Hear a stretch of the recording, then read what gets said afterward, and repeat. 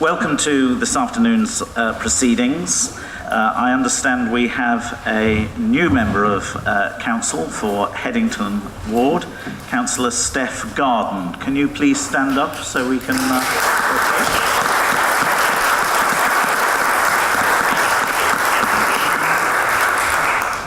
Congratulations. Now, item 1, apologies for absence. Jennifer. Apologies, Lord Mayor, from me for not being quite with it, and from Councillor Harris and from Councillor Aziz, who are on holiday. I don't know if anybody else, I think Chantiela might have a few. Sean? Yeah, can I give apologies for Councillor Humberston, who's unwell? Thank you. We now move to item 2, unless there are any further apologies for absence. Item 2, declarations of interest. Councillor Turner. Thanks, Lord Mayor. Yes, slightly unusual one. So in September, I start a period of secondment to the Foreign Office. I'll have a sort of behind-the-scenes technical role working particularly on German politics and that. As a result of that, I think it's probably wise when we get discussions about foreign policy or European policy, for me to absent myself. Clearly, I've got no financial interest in that any more than anyone else, and I'm not going to be employed by the Foreign Office. I'll continue to be employed as per my declaration of interest by Aston University, but I think it would be unwise for me to take part in those discussions because people would say, well, he only voted that way because of his secondment or whatever. Best if I absent myself. So I'll be doing that on the one of the motions tonight about, I think, people's referendum, since that clearly falls in that domain. And I'll make a similar declaration, but much more succinctly in future council meetings when such items are on the agenda. Thank you, Councillor Turner, and I hope you enjoy your time with MI6. Now, item 3, minutes, page 19. These are the minutes of the Monday the 23rd of April meeting of council. We're asked to approve the minutes as a correct record. I'm seeing no dissent from that. And for the 15th of May on page 29, I'm seeing no dissent from that. In which case we will note those and move on to item 4, appointments to committees. Councillor Brown. Thank you, Lord Mayor. I'd like to announce that the Labour Group will be nominating Councillor Ligo to East Area Planning Committee, Councillor Koresh to General Purposes Licensing Committee, Councillor Ligo again to the Scrutiny Committee, and to the Oxfordshire Growth Board Scrutiny Panel, Councillors Gant, Henwood and Simmons, as per the agenda. Thank you. Councillor Gant. Thank you, Lord Mayor. The Liberal Democrat appointment to the East Area Planning Committee is Councillor Garden. Thank you. We now move on to item 5, announcements. We'll kick off with me. I had a very fine time in Perm, our twin city. Very enjoyable time and some good work done there. Working with them to welcome our guests, a bunch of teenagers who are coming over to play football in August with us. Things are progressing on that front and we look forward to welcoming them. They hosted a team from East Oxford last year and we are repaying that by hosting a group this year with other tourists from Bonn and Leiden. I attended the Port Meadow inspection, which was a delight to be able to do it for a second time, subbing for the sheriff. The inspection went well. The subsequent Aunt Sally match did not go quite as well, but the scores on the doors are published in the briefing note. And one quick request, on the 5th of August, we have a Crown Green bowling match against the Mayor of Abingdon. I'm looking for volunteers to join me there on the afternoon between 2 and 6. Anyone who is interested in coming along for a decent game of bowls, or if not, something nice to drink, would be very welcome. Angie. Excuse me, Lord Mayor, it's flat green. Flat green. Flat. Moving swiftly on, my practice, we now move on to the Sheriff. Thank you, Lord Mayor, and first thank you for standing in for me on the Art Sally match. Unfortunately, didn't do so well, but I was able to return the favour. Obviously, I was quite busy while you were in Perm, and I did manage to go to the AGM of one of your charities, the Oxford Samaritans, and very great crowd it was as well, and you missed a wonderful event. And I was also able to meet up the Wolvercote Commoners separately and do a tour of their part of the meadow.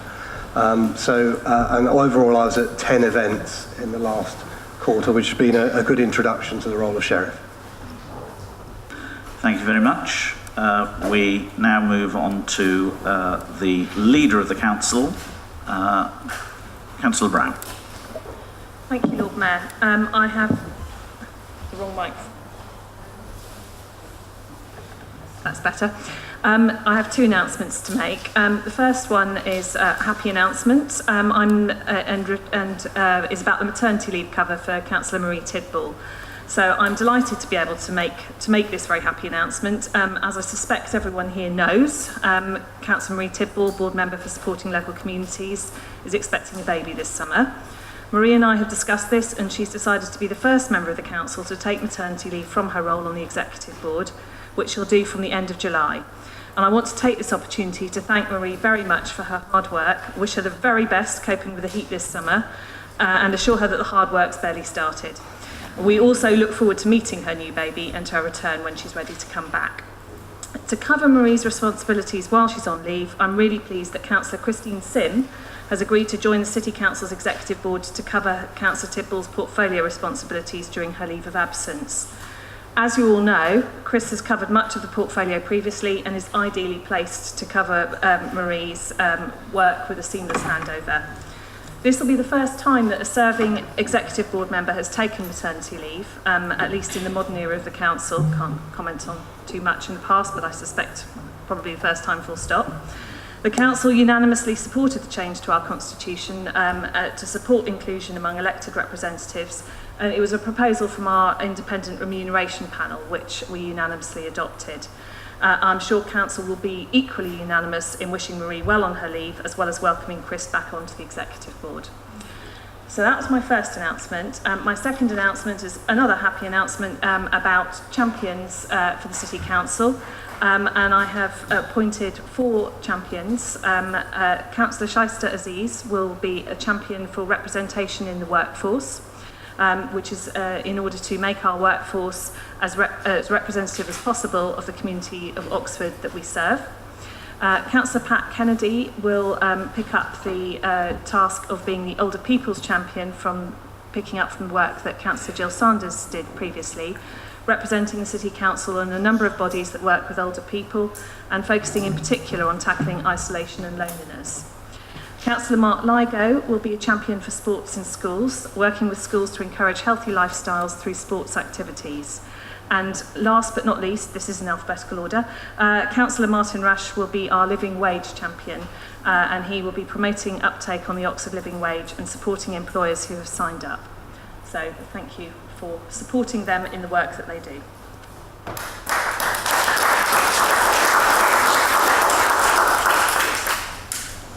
I believe we also have a congratulations to Martin Rush on the birth of his daughter. So, well done.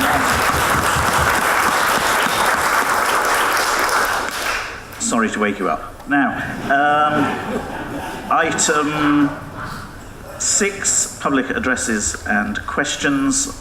We don't have any directly related at this stage, so we move on to item 7, page 37. Tenancy strategy and tenancy policy. Councillor Rowley. Thank you, Lord Mayor. I will be brief. This has been to Council before as members will hopefully remember, prior to public consultation, it has now come back with revisions made in the light of that consultation. The headlines, the main headline that I think members will be interested in is that we propose to retain lifetime council tenancies as standard unless and until the government forces by law to do anything else, and we will do all we can to encourage registered social landlords in Oxford to do the same. I'd also like to draw members' attention to the very useful work that has been done by officers, and I'd like to thank them in particular for this, on affordability of housing and the cost of living in Oxford, which provides a very good statistical base not only for our tenancy strategy but also for the local plan and other pieces of work that the council will be doing in the coming years. So many thanks to officers for that. Many thanks to everybody who has contributed to the public consultation on this, and I will now take any questions, I think, and move the report. Okay, thank you. We need a seconder for that. Linda, thank you. Formally second, or? I'd like to second the report and commend it to Council for the reasons set out by Councillor Rowley. Okay, any questions to Councillor Rowley? Yes, Councillor Ross-Smith. Thank you, Lord Mayor, and thank you for allowing me to ask a question if I could. Yes, I think this is quite an interesting document. It's quite a long document, but I have read it all the way through. But I would like to just ask if I could, through you, Lord Mayor, on the top of page 3 on our briefing thing, it does say that there were a total of 34 responses to the consultation. And I just sort of was quite surprised to see such a low response, particularly from actual people who are actually living in council homes as such. Given I can see during the report it mentions quite a bit of activity about trying to promote it, and I know that as one of the people who looks after the local community notice boards, I put loads of notices up about this, in fact. So I think it says tenant consultation 9 attendees, stakeholders 12 attendees. Is the executive member sort of happy with that level of response? It does sort of imply that a lot were given the opportunity to respond online, and I understand that at least a third of the council tenants don't have access to the web as such. That could actually be higher among some of the older generation of tenants. So I'd like to just ask that question if I could through you, Lord Mayor. Thank you. Councillor Rowley. Thank you. The as Councillor Smith has said, the consultation was well advertised, and it went out, apart from online, it went out in the Tenants in Touch publication that is delivered to all council tenants and leaseholders, as well as the possibility of being able to respond online. There was, as Councillor Smith also mentioned, a tenant consultee event, as well as an opportunity to write in physically. Personally, I think that our tenant liaison is going better than it used to, and we have, as you may be aware, a tenant liaison panel that's also feeds into housing scrutiny and into the work that I do as portfolio holder and that officers do, and that has tenant representatives from all of the major areas of social housing within the city, and they have had, as you might anticipate, quite a lot to say about the tenancy strategy, most of it approving, and that the strategy has been somewhat amended in response to the consultation responses that we have received, which are notably well informed. So I think that the consultation process has worked well all along. Thank you. Any further questions? Craig? Yeah, so thank you, and certainly welcome this document. And I'd just like to ask a question on the, sorry, I can't see you there, on the flexible fixed-term tenancies. Obviously, it's the Housing and Planning Act that requires us to move to fixed-term tenancies. And I'm just wondering, obviously the guidance hasn't come out yet, so I'm wondering when it's expected and how we would manage that transition. And secondly, I was asking about the response from the social housing providers in the city and what tenancies they'll be offering and what power we have to force them. And similarly, our own housing company, what will be the tenancies that they're offering? Thanks for that question. On the bringing forward of regulations under the Act, we have at the moment as little idea. At the moment, I have as little idea as anyone else in the room, I'm afraid. If the government do bring forward regulations which mandate all councils to introduce flexible fixed-term tenancies as standard, then we will have to bring a new tenancy strategy to council.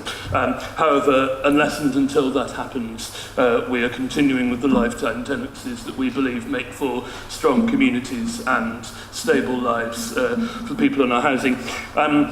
Registered social landlords have their own tenancy policies and are entitled to do so. The council has only persuasive power, although given that we nominate the majority of registered social landlord places in Oxford, we do have some influence, although not coercive control.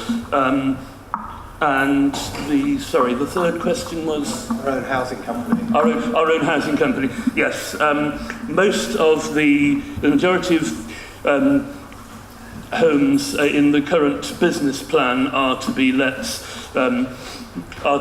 at council rents. However, because they are private, my understanding is that we can't actually legally give a lifetime tenancy. However, we are expecting that this will be on the same basis as council tenants. We don't want to have a two-tier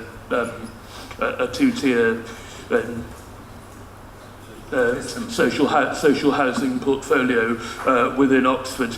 Obviously, we will monitor the situation.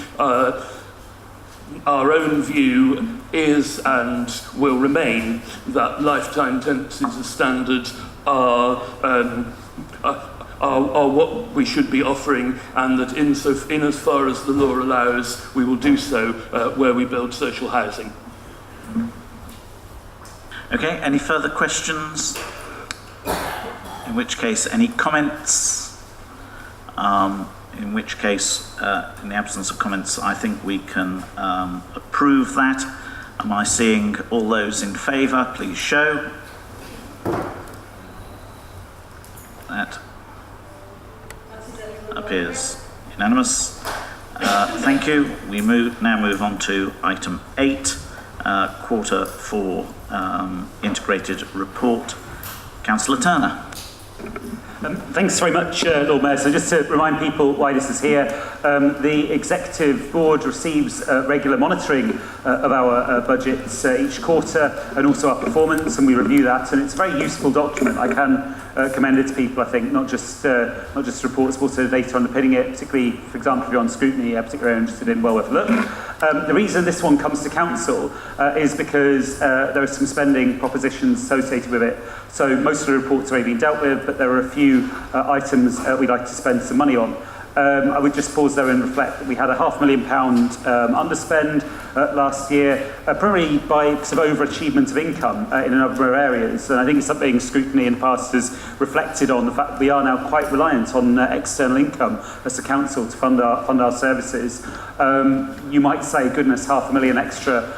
What sort of budget monitoring is that? I would say actually in the context of a gross budget, which is probably what we ought to look at here, of in excess of £100 million, that's actually quite good. It's quite precise. So that's where we are. You can see set out in the report the recommendations for spending some of the underspend on particular projects. So if I were to run through them briefly, it's around city centre improvements, some work which was needed there, investigations, marketing, and people may have seen the press release that we're entering another fraud investigations partnership with a neighbouring authority just now, some work around night safe, aligning our grants budget with the recommendations. There wasn't quite enough money in there to service all the recommendations, so we're bringing that into line, and the home choice pilot extension to provide more support to people in home choice properties. And then on the HRA, there's a small staffing change. Those are all in there. Happy to field any questions. Otherwise, I'd like to commend the recommendation to Council. Thank you. I believe we need a seconder. Susan? Formally second the report. Thank you. Any questions? Yes. Yes, I dare say that the overspend happens through inadvertently, and it's a natural part of the budget process. However, I do think a whole series of projects coming through which haven't had the normal level of scrutiny is borderline undemocratic, and we need to have this list of projects brought forward so that there are contingency projects reviewed.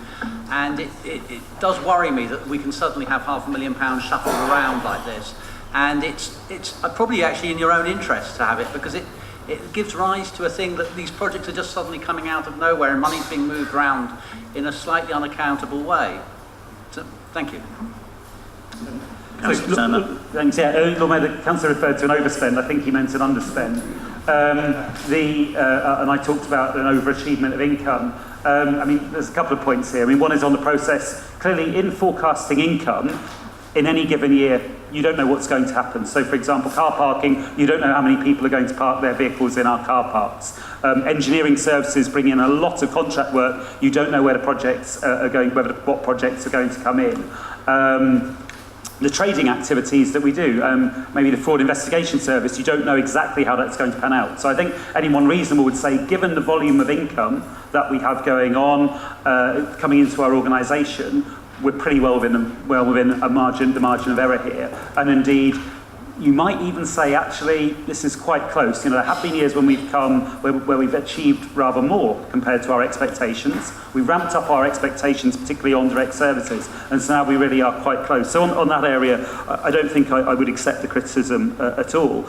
In terms of the list of projects and what's undemocratic, well, that ultimately is a choice for councillors, and a choice for councillors now. The paperwork's been around for a few months. If the councillor or any other councillor didn't like the list of projects being proposed, what they could have done was come forward with an amendment and put forward a different set of projects. Instead, what's happened is the report's been read, presumably on the day of the meeting, and then we come up with the sort of same criticism as we had last year. So my tip for next year, if the councillor wants to shape it, is to bring forward an amendment, and then we'll look at it. And then we can have a vote in the best spirit of democracy.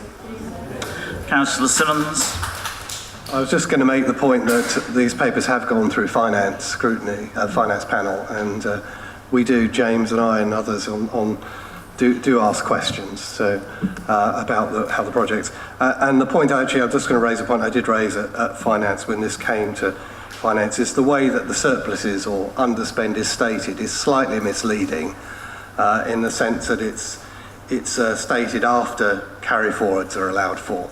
And actually, it's more than double. So the underspend, surplus, whatever you want to call it, is actually more than double what it is. And it's unusual to state it before carry forward. So it's just a point of accounting that makes it look rather closer to budget than we actually are. Councillor Turner. Yes, I think that's a fair point, Lord Mayor. I mean, just on the carry forwards, those tend to be related to specific projects, and of course the projects haven't gone away. And if I can just make a general point around the philosophy around carry forwards, there are two views of the world on this one. One is to say, be actually pretty tough on carry forwards, promotes people to spend money in time. I've tended in recent years to promote a different view, which is if you're tough with carry forwards, it can lead to people rushing work, which isn't sensible, and it can lead to silly schemes coming forward at year end to gobble up budgets. So that's a fair point. I mean, we can present it one way or another, but it's good finance scrutiny's engaged thoroughly with it, and I think, and just to reassure people as well, part of this which went through the exec no problem at all was obviously carried forward around ward member budgets. So ward members, if you've got an underspend, will have that carried forward for you, and also the ward member SIL as well, which was actually a change of approach compared to our previous expectations. So hopefully ward members won't have gone on a spree before the end of the financial year and can spend their ward member monies in lots of useful ways in future. Okay, any further questions? In which case we move on to comments. Any comments? In the absence of comments, we move to a vote. Well, I propose to take both these points 1 and 2 together. Can I see all those in favour? Please show.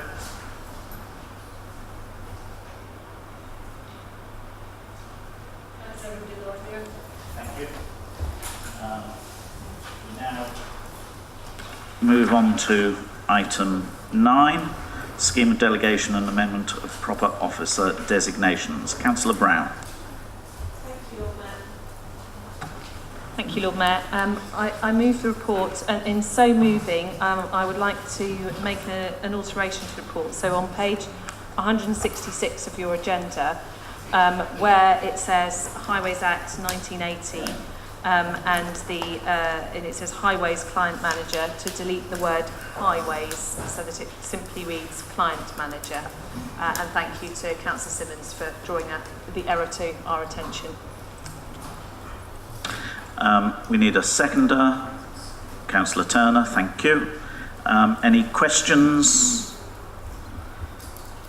Any comments? In which case, can I see all those in favour? Please show.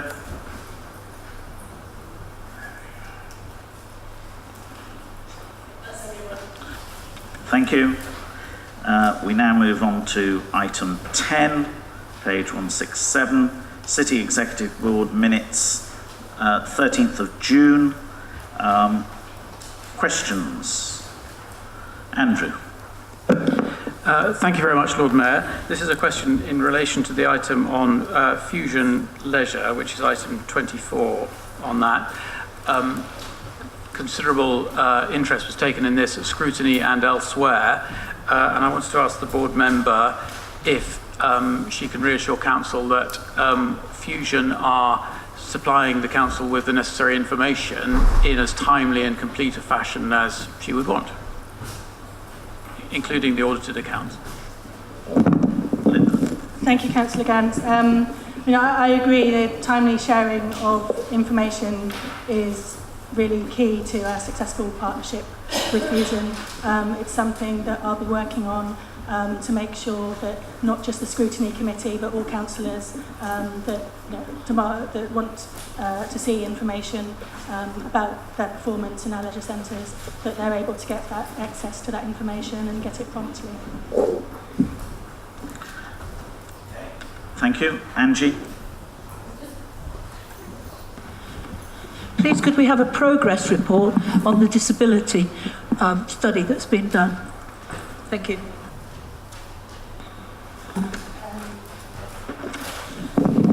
If you're referring to the disability study that was in for the town hall, no, I can't speak on that. That's information. That's someone else's responsibility, Lord Mayor. Officers, would you like to nominate somebody? Andrew. Thank you, Lord Mayor. I'll have a go. So yes, Council's commissioned 2 pieces of work. One is an accessibility audit of the town hall, including this room and all the other public meeting rooms, and the other one is a specific audio-visual audit, looking at what equipment's there and what's needed. I can't say whether we've got the final reports yet, but we've had some early recommendations come through, and officers are going to be meeting, officers from across the council are going to be meeting to try and understand the possible implications and what the priorities might be moving forward. But it's early days. There's a lot to consider, but the work is being taken forward. Okay, thank you very much. Marie. Yeah, so thanks for this question. This was a piece of work that I initiated and is part of a bigger piece of work that's also looking at how we can make our committees and other governance structures more accessible for members who have disabilities, but also our officers. In terms of the audit, a number of members were involved and met with the auditor along with our council employees, and it's really important that actually the audit and the structural proposals and changes that might need to be happen in this building speak to what's also needed in terms of the delivery of services, and in other words, the way our committees run, Scrutiny, CEB, so actually that there's a really comprehensive approach to supporting councillors in the city. So as Andrew's already mentioned, that piece of work is underway, and we hope that we'll have timescales soon. Okay, thank you for that. Are there any further questions on the 13th of June report? Councillor Ross-Smith. Thank you, Lord Mayor. I hope, as a newbie, I don't make too many mistakes this evening.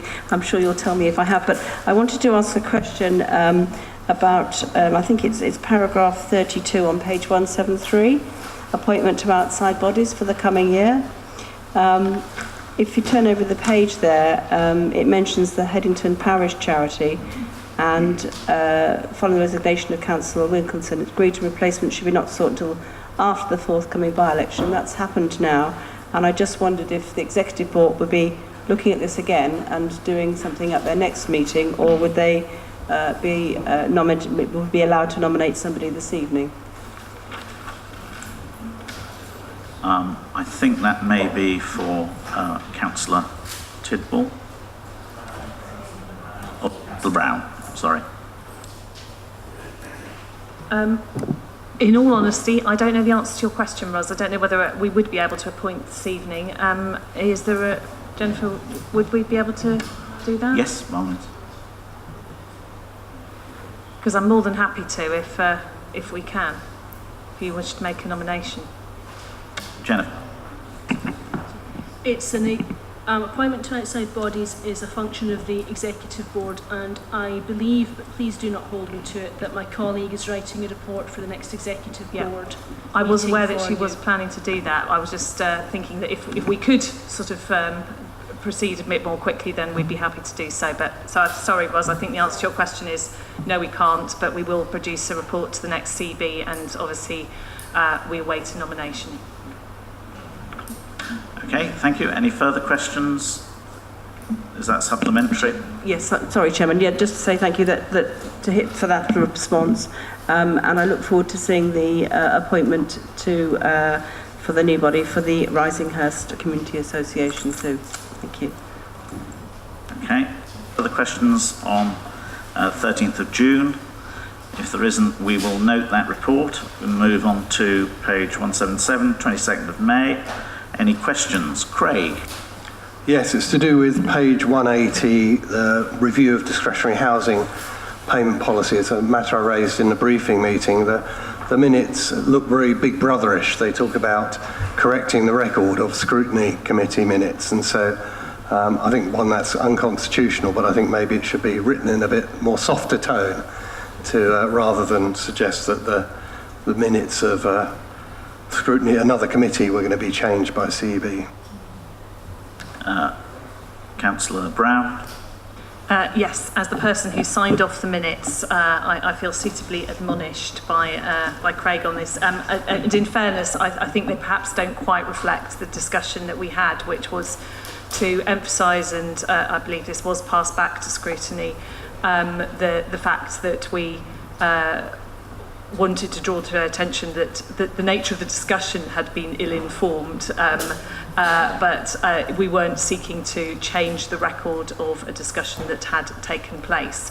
I believe scrutiny did receive the correct response in terms of received the correct information from the CEB and has presumably now reflected that in its own minutes. So we live to see whether that is the case.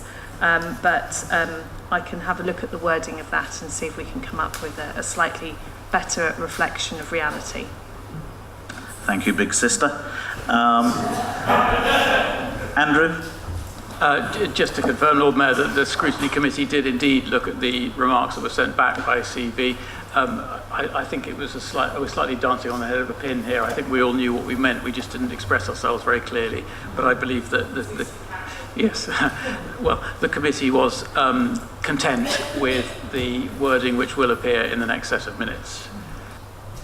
Okay, I think that clarifies things. Unless there are any further questions on the 22nd of May minutes, we will note those and move on to the 15th of May, page 183. Any questions?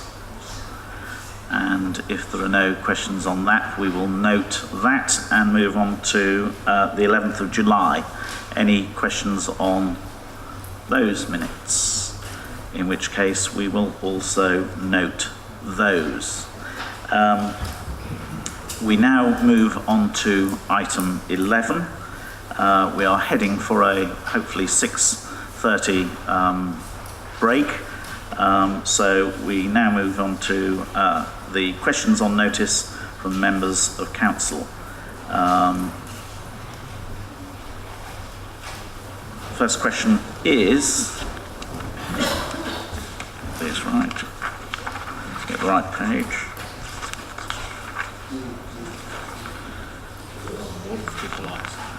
Councillor Wolfe to Councillor Clarkson. Do you have a supplementary? Thank you, Lord Mayor. Yes, I do. Thank you very much, Mary, for gathering that information about tourist visitors. I must admit it's a staggering number. Pushing those figures forward to 2020 on that sort of growth rate, we're looking at by 2020 8.7 million visitors a year. That's 24,000 a day on average into the city, which is actually half the level of the number of commuters that are coming in every day. Staggering number of people. By 2020, our zero emission zone might be starting to take effect, and not sure where we'll be with the city centre traffic alterations. Our policy is anyway to get tourist buses out of the city centre. That is our policy. So it seems to me it's going to be pretty important to have some idea how those tourists, those 24,000 tourists a day, are coming into the city, so that we can actually plan how we're going to handle that. So my question really is, does Mary agree that it's going to be very important to find out how many day visitors are going to have to find another way into the city centre, and begin to think of alternative ways? And will she work with Experience Oxfordshire to do the first part of that research, that is the data collecting, to find out how these people are actually getting into the city? Yeah. Thanks, Dick, for that. I actually had a meeting with Experience Oxfordshire earlier this afternoon, and I think it's a very productive meeting. I think we're keen to work together on that. The figures for last year were actually down for some reason, slightly down. So projecting forward to 8.7 million in 2020 might be optimistic. It's perhaps difficult to say. One interesting fact is that the average stay in Oxford is 60 to 90 minutes. Very, very short. So one thing that Experience Oxfordshire are looking to do is to extend that visiting time. If people were to spend a whole day here, as they do in York, then it would be easier to encourage the tourist coaches to drop off and then go somewhere else, say Redbridge or a designated coach park on the edge of the city. At the moment, it's more difficult because of the shortness of the period they're staying there. So it would be in everybody's interest, actually, for people to stay longer, to add more to the economy, and for them probably to have a more enriching experience of Oxford. But yes, happy to work, and will work with Experience Oxfordshire on this. Thank you. I see Councillor Harris is not here, but so no supplementary. We now move on to question 3. Councillor Simmons to Councillor Chapman. Do you have a supplementary? No supplementary. Thank you for the answer. Thank you. Then move on to Councillor Ross-Smith to Councillor Chapman. Do you have a supplementary question? Yes, I do, Lord Mayor. Thank you. Using the thermal images, thank you for your reply. Using the thermal images, how many visits have taken place, and how many have resulted in successfully identifying garden structures that have been used as habitable spaces? I don't expect perhaps an answer this evening because it's a number. I'm happy to receive a written response, Lord Mayor. Well, thank you very much for the supplementary question. Obviously, it's a detailed question, so we'll go back and look into it and come back to you on that. Thank you. Lovely, and that will be sent to all councillors. Question number 5, Councillor Harris to Councillor Chapman. We will take as read. Question 6 from Councillor Goff to Councillor Chapman. Do you have a supplementary? Yes, please, but I'd like Councillor Goddard to ask on my behalf, please. Thanks for your indulgence, my Lord Mayor. Thank you for this explanation. However, my colleague says, I understand this process can take 6 weeks. I know the council has referenced possible delays, a long time for someone to try to live on the reduced income without difficulty. I also note the council has referenced hardship, which I feel is somewhat vague. The constituent who contacted my colleague was left feeling very helpless and needing to check daily what money they had and what they could afford. Could the process be further looked into from the tenant's perspective? Well, I think we're doing all we can, frankly, to make sure it's as speedy as possible. I also need to add the context here that with the growth of universal credit cases, there's a lot of pressure on the team at the moment, so it's not just dealing obviously with housing benefit issues. But if there are particular cases of hardship and concern about delays, I know the customer service team are very, very open to pursuing them, and if members have them, then if they contact me and the customer services team, I will do everything humanly possible to expedite it in a faster time than 6 weeks. Okay, we move on to question 7 from Councillor Simmons to Councillor Chapman. Well, just thank you. I just look forward to getting answers to these questions. And sorry for the number, but there's quite a serious incident behind it. And I did go to officers, and this is the residual questions after officers. Well, thank you very much, Craig. It's a fascinating subject, and the research is ongoing, and we look forward to returning to you with some specific answers on the questions. Thank you. Okay, question 8 from Councillor Ross-Smith to Councillor Turner. Any supplementary? Yes? Thank you, Lord Mayor. Thank you, Councillor Turner, for your response. I have to say that I'm a bit surprised. You mentioned that the insurance doesn't cover wear and tear or lack of maintenance or corrosion or erosion or rust, and yet there was a safety check, an audit check done in May of this year at the Margaret Road play area on the equipment that is left there. Sadly, very little for the under 5s, I would say. But could we be assured that any future maintenance checks will identify the wear and tear before this sort of thing happens? It looked like it had been cut, and I have the photographs and I'm happy to share them with the councillor and with the officers. It looked like it had been cut in part. This is a solid seesaw that is like a round pipe, one of the most strongest sort of structures that you can get. So we're very surprised to see that it was a result of wear and tear rather than damage by vandalism, which then could have perhaps been covered by our insurance. Lord Mayor, the question was directed to me because it seemed to be about the council's insurance policy, but it sounds like the supplementary is more about playground maintenance. So I don't know if any of my colleagues, Louise, may say something about it. I'll look into it. Thank you. Question 9 from Councillor Simmons to Councillor Upton. Thank you for the answer. No supplementary. Councillor 10, Nemcom from Councillor Harris. Question 11, Councillor Goff to Councillor Upton. Thank you, Lord Mayor. May Councillor Goddard answer again, please? That's fine. Thank you.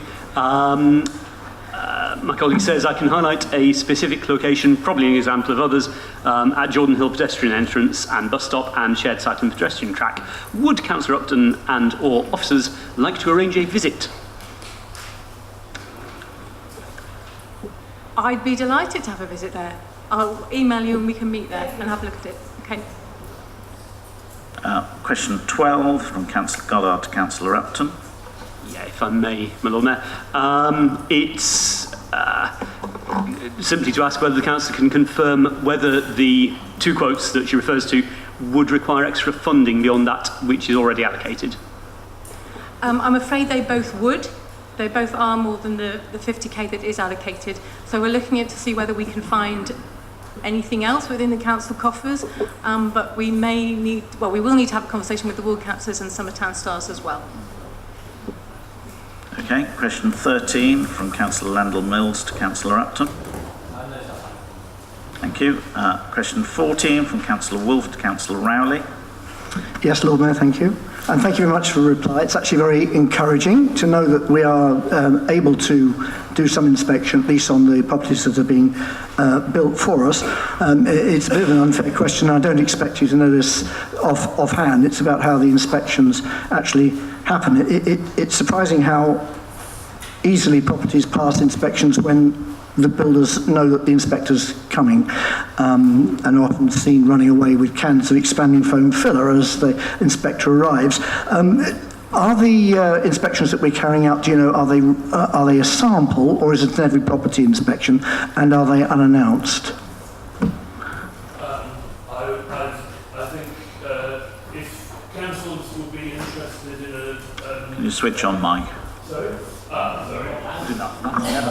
If councillors would be interested in a statistical reply, I will ask officers to prepare one and send it to all members. Thank you, Mike. We now move on to question 15 from Councillor Rosmith to Councillor Rowley. Supplementary. Yeah, very, very simply, thank you, Lord Mayor. Will he now please apologise? That is not in the reply at all. It just mentions that the council acknowledges this process was always likely to be stressful for leaseholders and the tenants and unavoidable if we were to carry out the works. Will you please apologise to his residents who have been put through this stress? The process...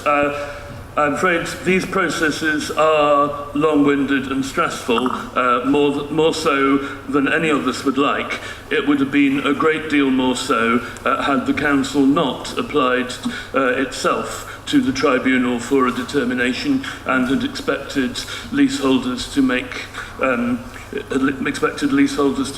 representations independently.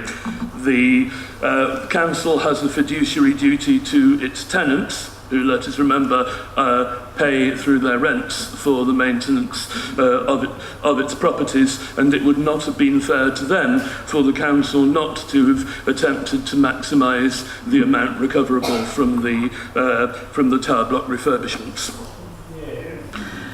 Thank you. Question 16, Councillor Rosmith to Councillor Rowley. Yes, thank you, Chairman. I'm just still shocked that I've not had a response kindly to my question, which was, would he now please apologise for the stress that had been caused with regard to this issue? I'm quite surprised as a new member that I haven't even got a yes or no on that. It's just do you have a supplementary question? Yes, I do, Lord Chairman. Yes. Does this figure that he's given does the figure that he's given include the amount of legal costs that this council had to pay in the court case which was held in Cambridge? Hello, yes, I understand that it covers all costs. The location of the tribunal hearing was not the choice of the council, nor was the length of time, which was, I believe, just short of a year longer than we were initially told it would take. Had we not applied to the tribunal ourselves, it would probably still be going on, and the both taxpayers, tenants and leaseholders would still be waiting for a response. Question 17, Councillor Wolfe to Councillor Hollingsworth. Do you have a supplementary? I don't have a supplementary, no. Thank you, Lord Mayor, and thank you for a very full answer. Thank you. Question 18 from Councillor Wolfe to Councillor Hollingsworth. Yes, the obvious supplementary question, which is what is the projected native-born working age population increase that we expect?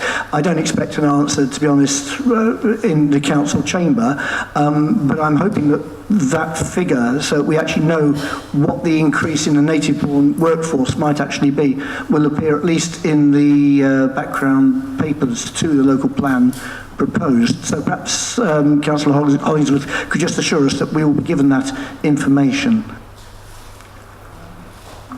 A careful reading of my answer, the first line of which reads, data that separates people born in the city from those born elsewhere does not exist, would rather preclude me being able to produce it, I'm afraid. Thank you. Question 19 from Councillor Gant to Councillor Hollingsworth. No supplementary, thank you. Thank you. Question 20 from Councillor Gant also to Councillor Hollingsworth. Again, no supplementary, but thank you for an interesting and informative answer. Question 21 from Councillor Grant to Councillor Hollingsworth. Lord And Gateway. for the third time, no supplementary. Thank you, Lord Mayor. Question 22, Councillor Goddard to Councillor Hollingsworth. Yeah, thanks, Lord Mayor. Just briefly, thank you for the response. It read better when I realised that you weren't, for some reason, putting an unnatural emphasis on the word "to" at several points in the response.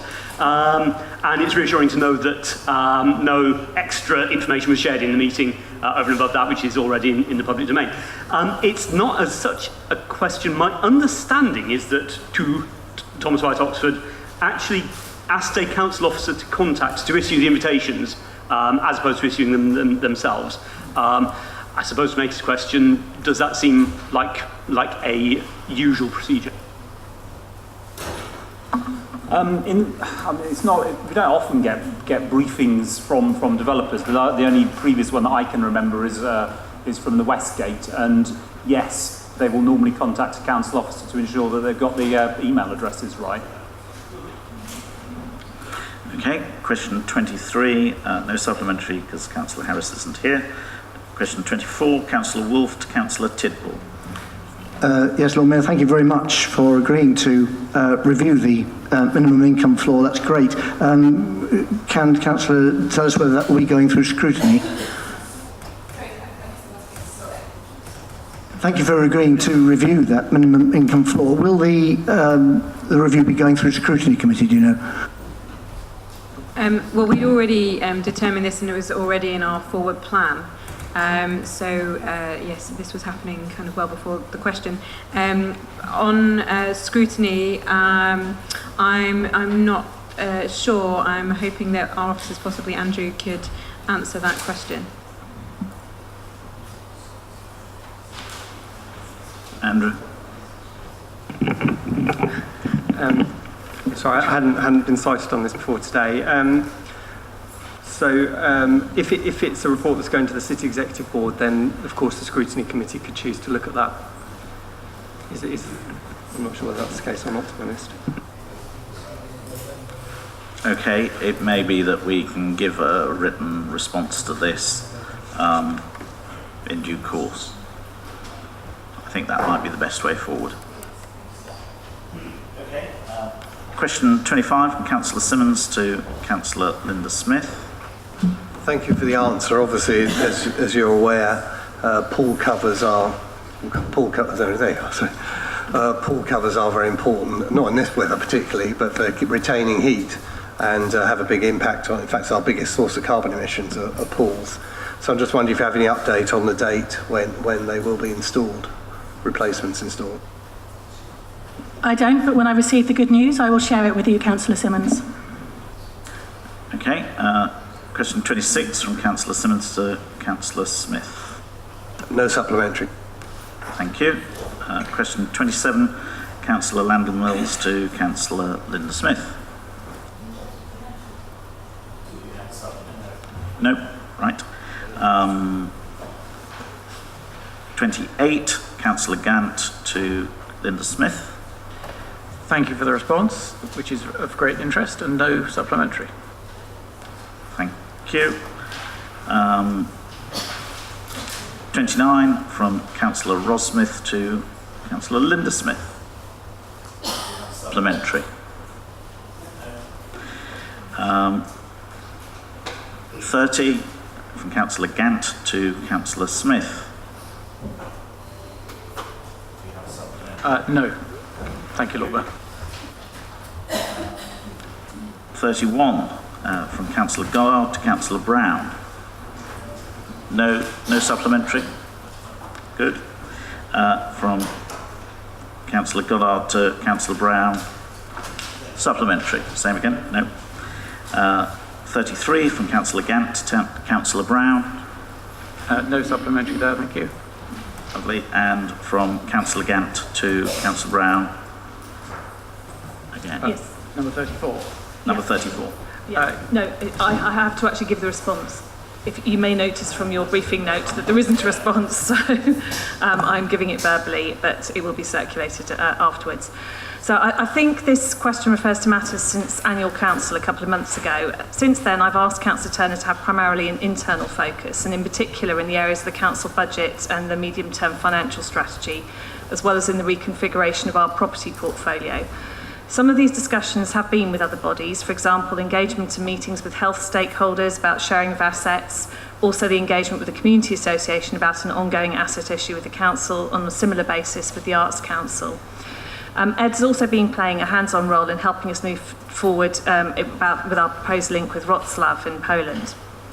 In the recent past, Councillor Turner's worked very extensively on partnership working, for instance on the Health Inequalities Commission with the CCG in follow-up, in working with the County Council, CCG and other districts on the homeless pathway, where he's done amazing work in helping us to get to where we are now in terms of commitment from other partners, and in helping to support the extension of fraud prevention work to other districts, which was referred to earlier in the Council agenda.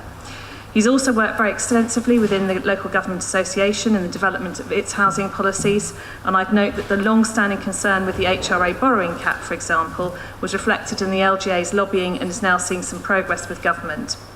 However, his consistent focus remains on finance and budget issues, and I would note that under his leadership in this area, the Council has put itself in the position where it has retained frontline services, invested significantly in its assets, and proposed balanced budgets in spite of government cuts starting from the time of the coalition government. Supplementary. Yes, thank you. First of all, thank you for the answer. It is a little disappointing that it wasn't in the papers for public scrutiny in advance of this meeting, as it should have been. This is not absolutely not an ad hominem question. I admire the work of all the members of the Executive Board, but the question was specifically whether these matters that Councillor Brown has referred to are those that would normally be expected to be taken in within the ordinary duties of a member of the board with the allowance that goes with it. And my question was specifically around the extra duties that were passed by this council, and there should be a process for evaluating whether those have been met. And the answer, in fact, does not refer to those undertakings that were given back in February at all. Can I please have an answer to the question of what the second Assistant Deputy Leader is doing in addition to his colleagues on the Executive Board? Well, Councillor Gant, my opinion is that my answer did reflect your question and was an answer to that question. You may not like it, but that is the answer that I have given you. Okay, thank you. Next item is item 12, but that takes place after 7 o'clock after our break. So we move on to item 13, outside organisations, and we have the Oxfordshire Health and Wellbeing Board on page 189 of the main agenda. Councillor Upton, are you happy to take this? Yes, I was just going to give it a brief introduction. So the Health and Wellbeing Board came into existence in 2012, but the last update Council had was in about 2016. So since then there have been various changes in the NHS, particularly emphasising prevention rather than cure, things like that. And the Care Quality Commission in November last year came out with a report where they reviewed how well the Oxfordshire Health and Wellbeing Board was working. We actively participated in that consultation, which I think was constructive, and as a result a number of changes have been recommended that could drive a more sort of coordinated approach between the different partners, because it is meant to be a partnership of social care providers, NHS, GPs, etc. And we certainly had felt in the past that it was not functioning well. So as some evidence of our active participation, we asked for a workshop to occur, which did indeed happen last week with all board members along, with the aim of improving our working together. So that was a positive step. This paper also covers the Health Inequalities Fund. So this was something we created after the Oxfordshire Health Inequality Commission in 2017 identified about 60 recommendations of things that needed to be done to improve inequality in the city. And we stepped up and have put in £100,000. This was matched by the same quantity from the clinical commissioning group, and we've been discussing over the last couple of months the projects we're going to invest that in, and they are going to start in September. So I commend the report to you. Thank you. Any questions? Osney. Thank you, Councillor, for the annual report. As you said, the Health and Wellbeing Board was established under the coalition government, and Andrew Lansley's 2012 Health and Social Care Act is universally acknowledged to have contributed hugely to the current crisis in the NHS, the effects of which I see daily at my work. The CQC review, as you mentioned, was critical of the lack of strategic planning and commissioning, which is the raison d'etre of the board. Do you feel reassured that the new vision set out for this organisation makes it fit for purpose, especially if under this Conservative government it is tasked with further input into controversial changes such as the STPs, the Sustainability and Transformation Programmes? Thank you. Thank you, Councillor. I think the answer to that question is I'm not sure yet. I'd certainly say that the workshop we had last week was a good first step, because I believe those meetings normally always take place in public and not a lot of discussion and actual interaction occurs. So this meeting last week, which was just the board members, enabled us actually to start to get to know each other and understand each other's priorities. And I was particularly pleased to hear Councillor Hudspeth cite the huge disparities in life expectancies and health outcomes across the city. So I did get a sense that different organisations are going to be focused on the health inequalities.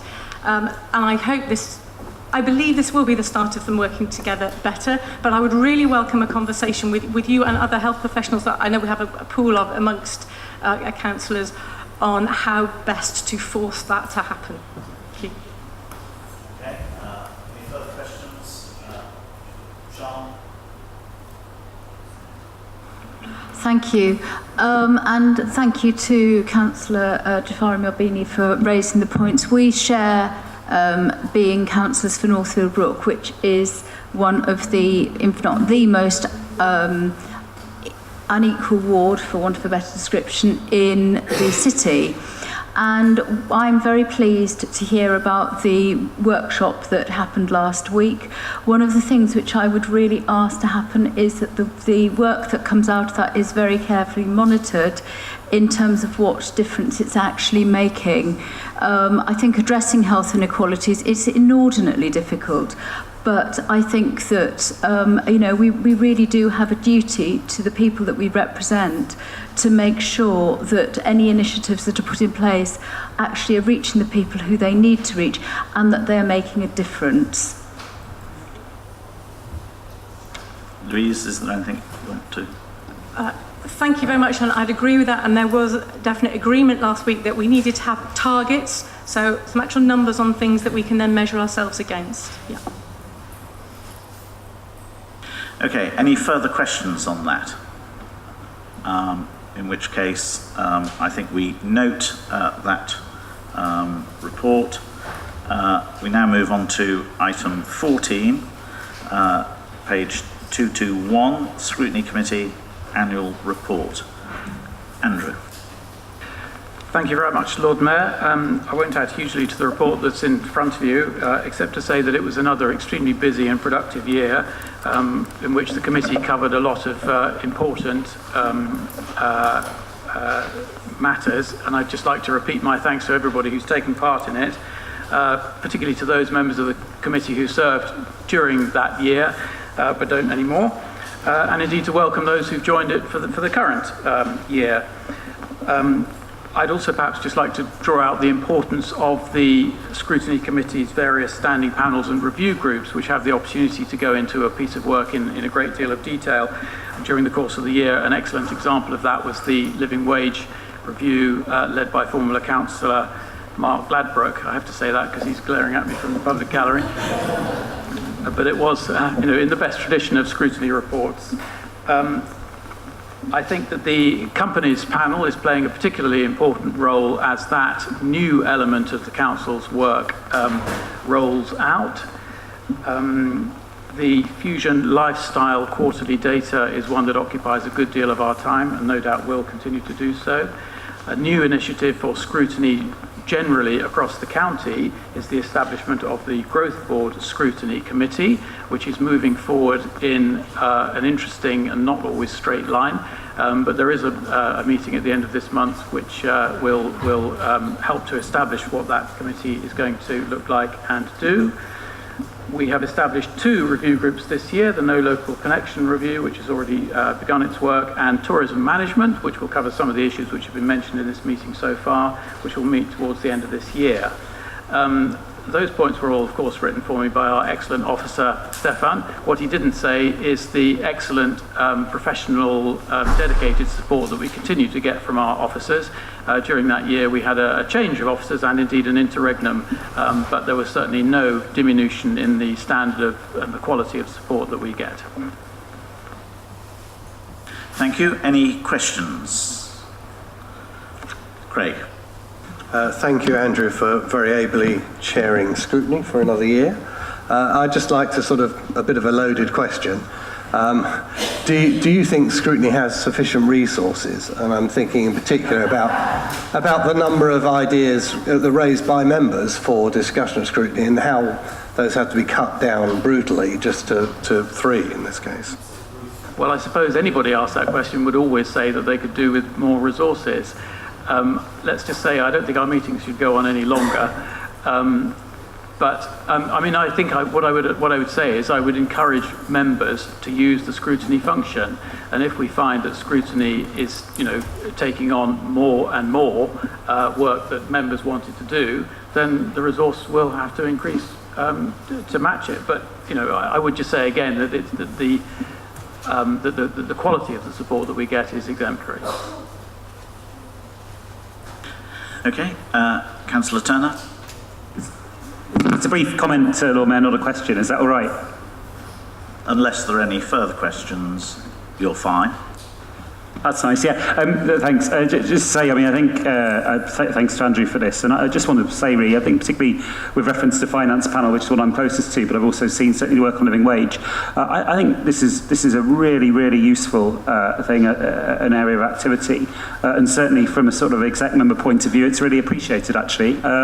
If I'm completely honest, probably 10 years ago, I had a completely different view of scrutiny, and I would have been really defensive about some of the recommendations, and I would have sort of thought, we really need to start doing sort of proper pre-meetings before the meetings, and let's what's going to go on with the agenda and so on and so forth, and would have had a sort of much more cantankerous view of the whole thing. I think the detailed sort of forensic work in a number of areas, appropriate challenge, good sense, has really improved what the council can do for people across the city, and that's certainly just sort of my point of view, and I wanted just to put it on record as someone sitting on the other side of the fence, as it were. Okay. Nadine?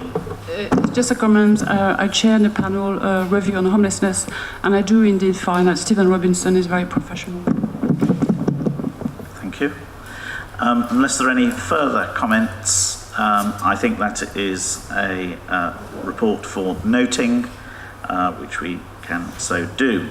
We now move on to item 15, which is motions on notice. And I'd certainly like us to take the first motion before we break for tea. I believe the monitoring officer would like to have a word. Thank you, Lord Mayor. There's an advice note which just needs to be put round to members in relation to this motion as stated at the moment, on the basis that there has been discussion in relation to its content, but the way it's worded is it's very prescriptive and at the moment contrary to national guidance. So in terms of the advice note, it's been handed round for members.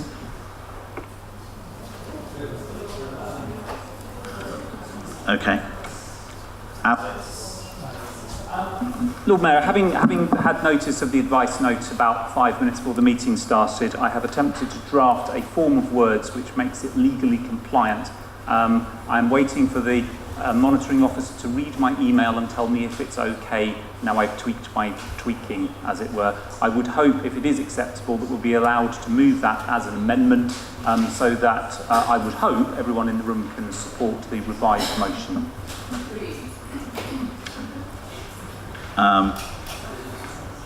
I think if the monitoring officer has not read that, we need to break briefly so she can, unless she wants to say.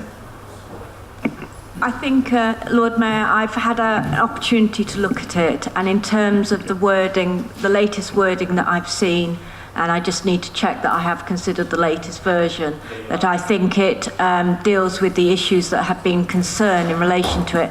But I think for the completeness of the situation, that Council ought to be aware of the advice that I have issued in relation to the motion that's on the papers. Councillor Hollingsworth. In order to comply with standing orders, I need to pass this round in writing. Can we have a 5-minute adjournment? Is that sensible in order to allow that to happen? Lord Mayor, point of order, would it be not more sensible to move to the next motion, and over the dinner people could sort this out? Okay, if you think we're going to get there relatively quickly, yes, I think we can probably take that. If council is happy to do it in that way round. Agreed? Yes. Good. Okay. In that case, move to B, opposition to the Oxford-Cambridge Expressway and Airport. And I believe we have the proposer, Councillor Wolfe. Thank you, Lord Mayor. So this is a motion about the expressway particularly, and also the airport on climate change grounds.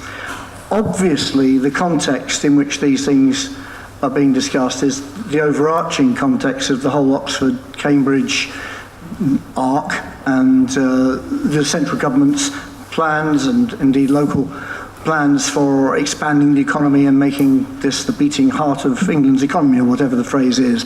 That's the context. But we're not debating the context here. We're just looking at one particular aspect of it. I mean, the East-West Rail link and things like that, Network Rail have started their work on that. I'm hearing very little public opposition to that at all. It seems to make eminent sense. There's more debate about new housing, of course, and things like that. But this is about the expressway and the airport expansion. And it's my belief that you could, regardless of your views about the overall economic expansion in the Oxford to Cambridge arc, you could still be very much in favour of that and still oppose the building of the expressway. It stands on its own, and it's a rather strange thing. There's a sort of assumption that, of course, you would build an expressway through this arc. But as I read the documentation, it's far from certain that it is the obvious thing to do. The consultants that have done the work on this gave a whole load of examples at the back of their paper, none of which included the building of major new roads. The expressway is effectively a motorway with limited access, probably a smart motorway. So it's not assumed that this has to be part of the overall package. In fact, there's some confusion about what its purpose is. Councillors were told in a briefing in January that no one envisages that many people will be driving from Oxford to Cambridge. In which case, why do you want an expressway? And that's actually not what the NIC report says. So there's a bit of confusion about that. Is it perhaps about connecting up the new towns, even cities, that are going to be built in the arc? Well, if that's the case, why does that need a limited access motorway from one end to the other? When there's already planned to be a first-rate rail link connecting through that arc. And if you had proper connections to that rail link, why would it be necessary if it's about linking them up? It would simply encourage more car use and drive up carbon emissions, which is, of course, the point of this motion. If the aim is to free up capacity on the A34, for example, as the leader of the county has suggested, well, the way to do that is to build proper regional public transport infrastructure for commuters and get the freight off the roads onto rail. But part of the assumption seems to be that the expressway is about a better freight route. I don't think it is, it? Have I got a minute to go, or was that it? Sorry, apologies. I think John's trying to stop me in my flow. It seems to be about a better freight route to Felixstowe and Southampton. In other words, generating more traffic and more carbon emissions and not actually solving the problem. So whatever you think about the whole agenda. Right. Seconder is Councillor Simmons. Yes, thank you. I'll be brief and hopefully John won't interrupt me. So firstly, let's just be clear what an expressway is, and this is actually a definition given by Highways England in response to a question to this effect at an earlier consultation. It says, the precise standards are yet to be defined. However, an expressway can generally be regarded as a trunk road with similar characteristics to a motorway. So it's very clear that it's not just a few tweaky junction improvements. Is actually a major route. And I'd just also like to read some words from someone else, and maybe at the end of it, by the end of it, John Tanner at least can guess who it is. Given that we were committed to improving air quality, reducing the reliance on individual journeys by car, and improving other forms of traffic in order to do this, we're opposed to building this road, talking about expressway.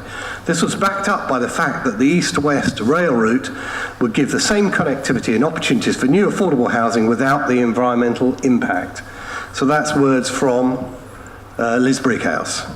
So very clearly the county group, Labour group, have decided that the expressway is bad for the environment and a waste of money. The billions it will cost could well be directed to better uses, and we do have a distinct shortage of money, and how it could be put towards affordable housing and various other things that would be a far better use of that money. So I would urge all people to oppose the amendment and support the substantive motion.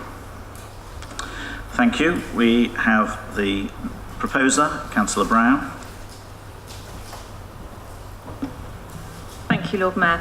I'm going to be pretty brief because I think largely there is general support around the bulk of the motion, although I appreciate that my amendment may not receive unanimous support from those across the council. The point of the amendment is to prioritise our response and be clear, in line with responses that we have given previously about infrastructure, which we have already as a council signed up to the growth deal, to infrastructure as part of the growth deal. And I think it's important to emphasise in all of our responses that we have always thought that integrated public transport systems, pedestrian and cycle routes are the most important thing, and we remain committed to making those our priority. However, we have also acknowledged that there are needs to improve the road infrastructure across Oxfordshire, and that is part of the necessary infrastructure that goes alongside the housing that we need for people in this city and beyond to make sure that they are able to live in the homes that we would wish them to live with in the future. So I think it's important that we recognise the fact that much as we dislike the process that the government has inflicted upon Oxfordshire as part of this move to have an Oxford-Cambridge expressway, much as we may dislike many aspects of the actual proposals around the expressway, we do remain committed to having an integrated public transport system alongside some road improvements, and that is what the amendment seeks to present. Thank you. Do we have a seconder? Alex? I'll second briefly. I think the reason for the amendment has been said. I mean, those of us who've got prior experience of dealing with anything that Highways England is doing is nothing that we say, do, or whatever will make any difference to their decision-making process. I think Craig summarised the opacity of them up extremely well in moving the original motion. I would say that the reason we are in this position and why the government is prioritising this expressway is in order to generate some degree of economic growth somewhere in this country to pay for the shambles of Brexit. So, this is yet another thing that is a consequences of the unfeasible stupidity of David Cameron in having a referendum on an issue of such complexity. So I'm sorry to leave a Brexit into this particular thing, but it is absolutely true. It is to generate the economic growth which will at least stop the Brexit catastrophe being quite such a big catastrophe it's otherwise going to be. Okay, we now move into debate on the amendment. Councillor Tanner. Thank you, Lord Mayor. There is nothing in the growth deal which commits this council or anybody else to the expansion of Kidlington Airport, or London Airport, whatever they want to call it, or to this expressway. It's certainly true that we're unlikely to have a very big influence on either decision. Kidlington Airport's expansion, as I understand it, will be decided by Charlwood District Council, and the Highways Agency and the government will decide about this expressway. But it seems to me perfectly reasonable that we should express a view, and I'm sure we will be expressing a view to Charwell, because I don't think it's in anybody's interests, never mind about climate change, which is the fundamental reason, but to have more noisy aeroplanes flying over Oxford. And I think we should say that. And I think we should also say loud and clear that although they're travelling to Cambridge, from Oxford to Cambridge, is absolute misery, taking 3 or 4 hours wherever you go, but that the answer to that, the priority has to be a fast rail connection, filling in the gap from Bedford to Cambridge, and making sure that there are fast and regular trains between Oxford and Cambridge. That's what we want. That should be the priority, and we should be encouraging the government to delay spending its money on this expressway. Now, I know that this government, we all know that this government, Lord Mayor, is not keen on spending money, that any project, particularly a highways project, is always subject to delay. I think we should encourage that delay, and I think instead we should support as a priority getting a fast rail link, because that's the green and the sensible thing to do. How I vote, having said that, I really don't know, because it seems to me that the Green Party original motion hasn't got it quite right. I don't think the Labour amendment is quite right either, but I would look for some guidance in summing up. But I certainly think that the message we ought to send from this council is that the priority has got to be the rail link, not the road link, and we don't want a bigger airport flying over Oxford. I see. Richard, then you. Hey, thank you very much. Yeah, I just want to say a few words on this, but yeah, thank you, Susan, for your comments, and John, for your response there. That's really helpful. I've written a few words down, so I'm obviously new to speaking in this forum, so that was helpful for me. So I've decided to vote against this amendment that's been put. I think it's probably patently clear, I should hope, to everybody here just how serious climate change is. Obviously, both of the huge projects that we're talking about here have the potential to contribute significantly towards climate change. The incredibly hot weather that we've just been going through here, the alarming rate of ice melt in Antarctica and at Reveal last month, show just how serious this is, how it is absolutely happening, and what a huge threat it poses to the residents that we're here to represent. As a Labour councillor, I always have at the forefront of my mind the interests of the poorest and the most marginalised, as I'm sure do all my colleagues. And it's this group which I'm very aware will be and are being hit first and worst by climate change. I'm very aware that this council shows great leadership on this issue in terms of what we do here in the city, the renewable energy schemes, funding of cycling infrastructure, the zero emission zone are just some examples. And of course we should be proud of these achievements.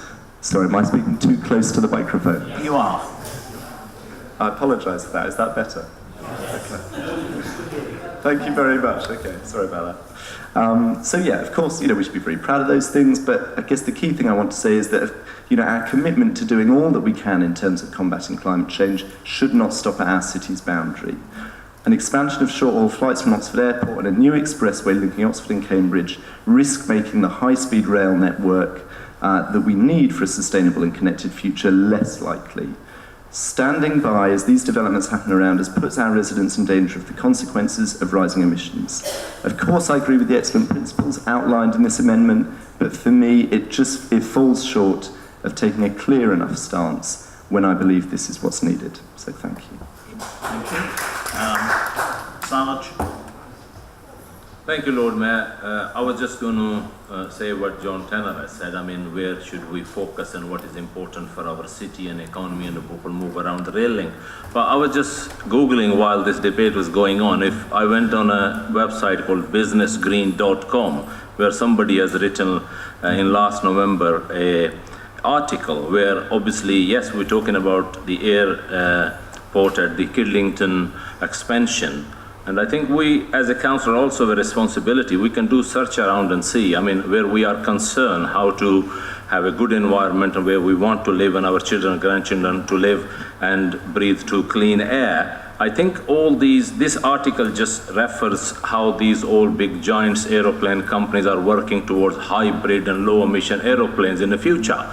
And the first, according to this, the test flight will take place in 2020. So there are three big companies being mentioned here, engineering giants Airbus, Rolls-Royce and Siemens launched a new partnership to develop a hybrid electric airplane. So people are working on these things. I mean, it's not just few things. I mean, these things will take time, how to test and how to produce. So hopefully, if there is any desire to expand this and what date they have, by then we may have some technology to, fly on the hybrid or low emission aeroplane.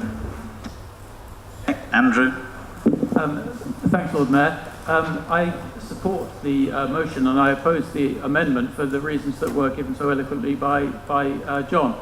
I think there is one other element to this that hasn't yet been mentioned, which is the issue of public consultation. There hasn't been enough of it so far, and I think that Highways England and those who are promoting the expressway are going ahead with this too quickly, without sufficiently considering the alternatives that could be made for the rail link, for example, without considering other possible corridors, and without consulting properly. So on this particular issue, for those reasons, I will support the motion, but not the amendment. Mike? Thank you, Chair. I take exactly the same line. I will be supporting the main motion, but not the amendment. I think what we would all agree, what's really urgent in our area is improvements to the A34, which has a dreadful accident record. That's where I think improvements are needed. We don't know yet, and we shouldn't be building anything new roads without knowing the full effect of the new East-West Rail and its effect on the traffic from Oxford to Cambridge, as it were, particularly freight. And if a lot of freight goes on that railway line, it will make a big difference to the road.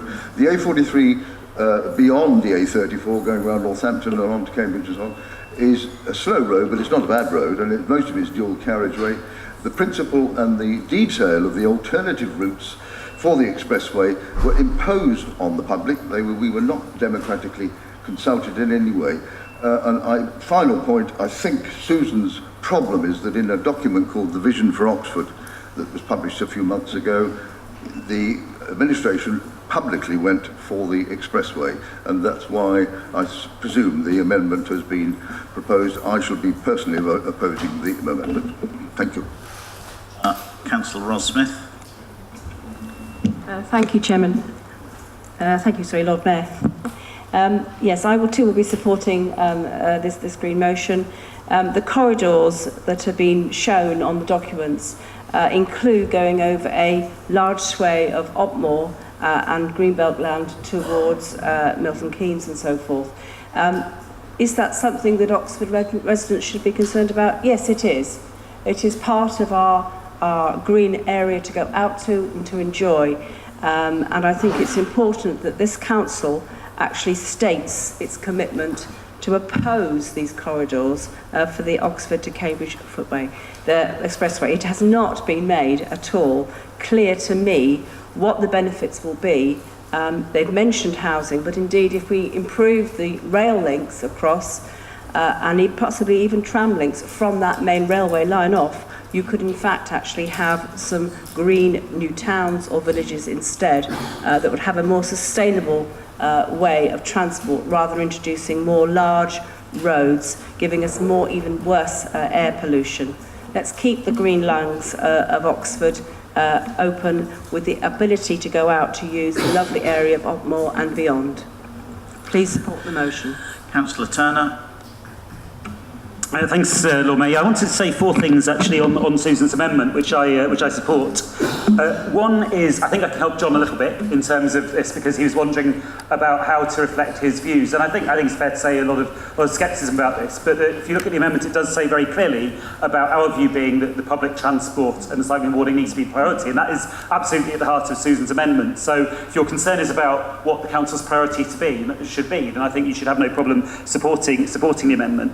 In terms of Andrew's point about public consultation, actually I think that's a fair point, but I think also that is a reason for supporting the amendment, because I'm not at all clear that public consultation would be against significant investment in the road infrastructure in our region. You know, when I talk to people that work in the transportation industry, that, for example, work in retail, that spend a lot of their lives travelling around on the god-awful road network around these destinations, I suspect there'll be quite a lot of support. And I don't know how the cookie would crumble on that, but actually if you're going to take consultation seriously, then we ought to be a little bit more open-ended about this. Thirdly, on Ros Smith's point, actually I think that is a fair point. I think it's really unhelpful when you consult on something in a very broad brush way. It seems to me very unlikely that they would plough the expressway through the SSSI, but of course clearly that's caused a lot of anxiety, and I think we could potentially offer some comments on that particular route, and I think they've set a lot of hairs running actually by not being a bit clear about the route that they would in the end go for. I mean, lastly, just a point, those of us who want progressive solutions to housing crisis will often lay emphasis on new settlements, and my understanding is I think that's a more sustainable way of building housing than dotting relatively small numbers of houses all around the place, so you can build genuine communities. If you do that, then you do also need to have transport options around those new settlements that will work. Clearly, our view would be put public transport first, but at the same time, they would need appropriate road links as well. And it may well be that this expressway would be a way of unlocking some of the housing. I think the jury's out on that. I don't know. But for me, if it's a choice between having unappealing and unsustainable piecemeal development in order to meet the South East housing needs, or having some new towns which may then be serviced by the expressway, I'd want to look at the options very carefully, and in doing so I wouldn't want to come out and say never ever to this now, which is why I'll be supporting the amendment. Okay, now to Dick to respond. Thank you. Yes, my worry about this amendment is that obviously the substantive motion is opposition. There was a sort of halfway house amendment that could have been put in, I suppose, given that the jury is out, as Ed has said, given that one of the options that Highways England is supposed to be exploring is not to build the road at all. I don't know whether they're actually considering that. We could have said, you know, as far as we're concerned, the case is not proved, and we need to see it. We need to see a better case for a justification for this road. The fact is that the amendment takes out all opposition, and the impression that creates, the reason why I'm unhappy with it, is it really creates the impression we're supportive. And I really don't think we are, to be honest, because I don't think we know enough. We haven't heard the case, and the environmental destruction and the disruption and the cost that's involved is absolutely monumental. So we would need a pretty cast iron case, and I think at this point we haven't got anything like it. And therefore I think the amendment has just gone too far. It's tried to really throw the whole thing out, which is not where we want to be. Councillor Brown. Thank you. Well, just to specifically address the points that Dick just made, this doesn't offer support for the expressway. It stops well short of that. It makes it clear that our position as a council is in support of integrated public transport systems. But what it does say is it invites the government, effectively the government Secretary of State for Transport, when making his decision, to consider the issues that I feel, and I hope that we feel, are most important, including air quality, integration of public transport systems, and the prioritisation of travel, which should start with pedestrian, cycling, and public transport. But it does leave the door open for there to be an improved road network as well. And indeed, you know, there is an economic case and an infrastructure case for making some improvements. And the other thing that the amendment very specifically does is refer to the undemocratic nature of the process. So if you want to express your concerns about that, and I note a number of people around the council chamber have done so, then the amendment offers you the opportunity to register that particular point as well. I'd just like to say, I know this is an issue that lots of people feel really strongly about, and I think this council has shown time and again its commitment to delivering on air quality, on its commitment to cycling, pedestrian and public transport, and indeed in many cases its opposition to big road building. But I think that on this particular occasion, what I'm trying to do is trying to make sure that we are giving something to government which is actually something they might listen to, which is to say the prioritisation we really want you to look at is the integration of any proposed road network, which they have effectively said they are going to do, with public transport, and that should be our most important message to government. Okay, we now vote on the amendment. Can I see all those in favour, please?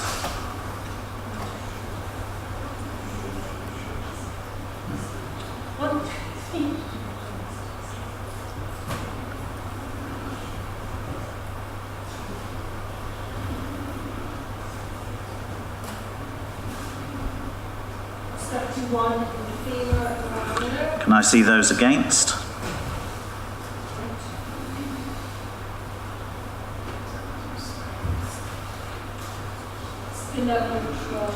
And those abstaining.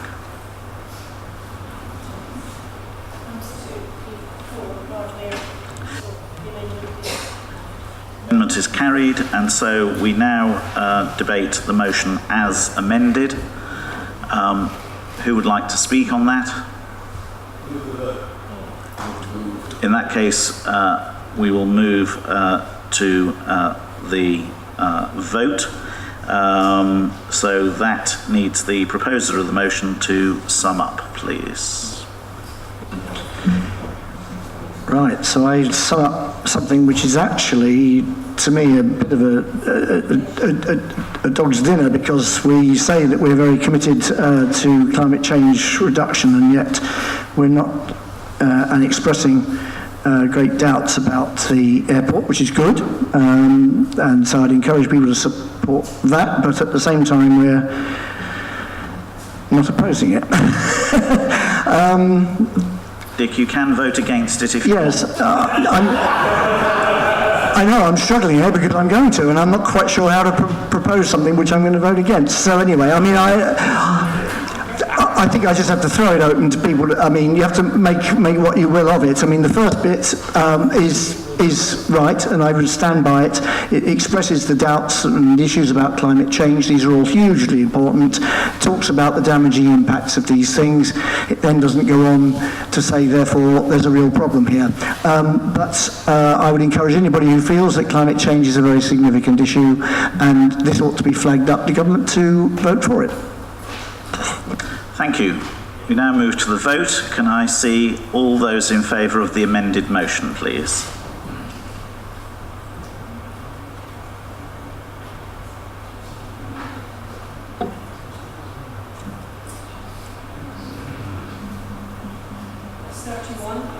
And those against?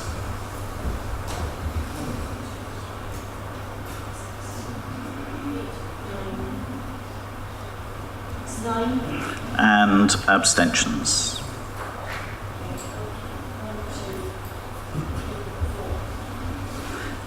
Thank you. We will now break for tea and return at past.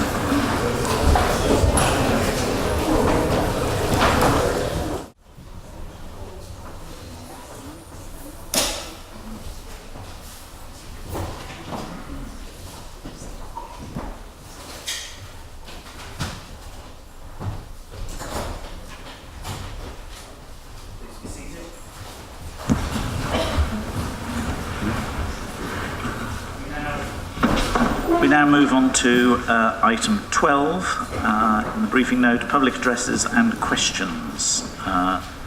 First one is Jenny Stanton and Nikki Marriott from the Oxford Ramallah Friendship Association. You have up to 5 minutes. Previous approach One of us came to a council meeting in 2003 to ask for twinning between Oxford and Ramallah in the very early days of the Oxford-Ramallah Friendship Association. Councillors advised that we work on friendship links and return in 5 years. An article in the Oxford Mail suggests positive enthusiasm at that time, quote, Oxford City Council has backed the idea of twinning the two cities, and earlier this year the Executive Board welcomed campaigners' moves to build links. Oxford Mail, 4th of September 2003. Anyway, now 15 years have passed by and we have been busy building those grassroots friendship links and will carry on doing so, but perhaps the time has come for the Council to consider again an official twinning as well. Similarities between Oxford and Ramallah. There are good reasons for Oxford to choose to twin with Ramallah.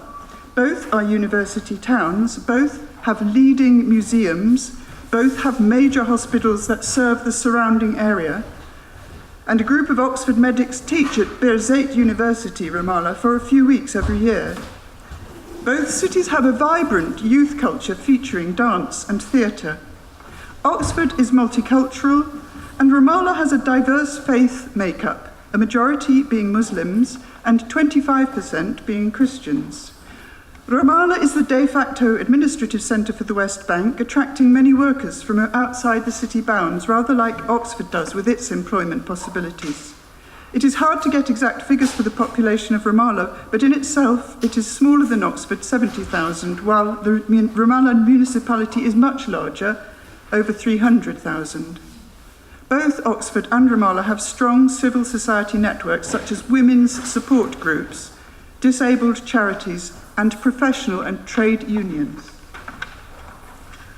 Brief history of Oxford-Ramallah linking.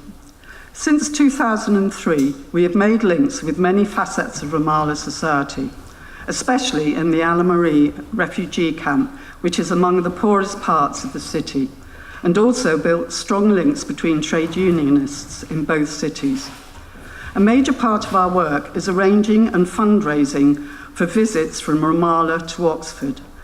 For example, 4 visits by young people, including learning video making, theatre summer school, and dance performances, as well as the chance to enjoy Oxford's hospitality. We have organised visits from a women's development worker,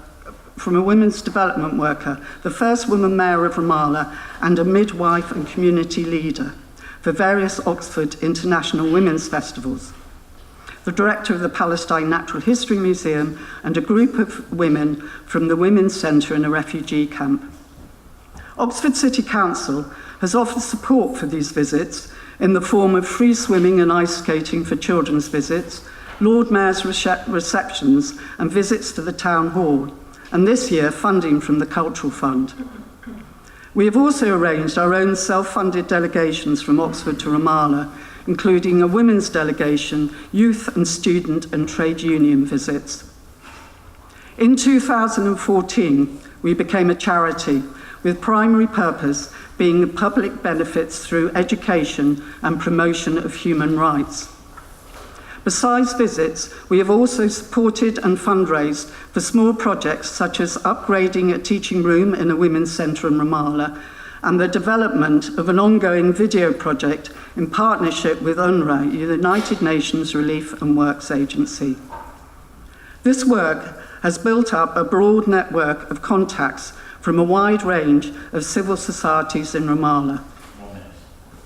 Why we feel official twinning is a good idea.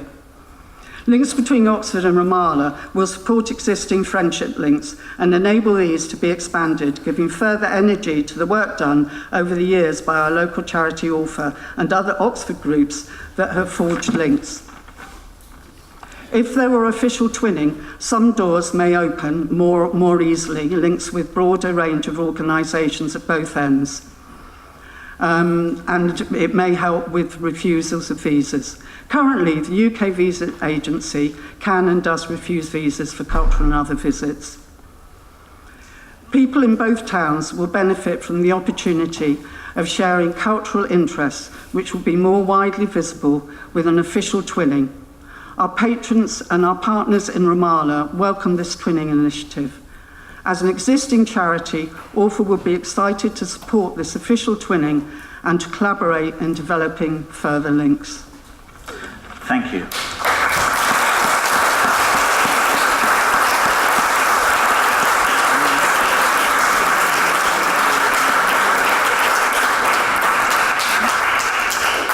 Councillor Brown, I believe you'd like to make a response. Yes, thank you, Lord Mayor. Firstly, thank you very much for coming today and for the work that you and others do in promoting friendship across national and cultural boundaries. It's really important and we all value it. I was going to go on to say, unfortunately, this motion is the last one on the agenda and we might not get to it today, but I think there are some possibilities that we might still get to it today because we're getting through business a little bit quicker than we had anticipated. So fingers crossed we will still get to it. But I also wanted to reassure you that that motion was put down by us, the ruling Labour group here, and it comes from a position of us supporting the twinning link with Ramallah. And so whether we manage to get to discuss it today or not, I do propose to bring a paper to the City Executive Board pursuing the links as set out in the motion. So I hope that reassures you that even if we aren't able to discuss it today, it is something that we would want to push forward. Thank you.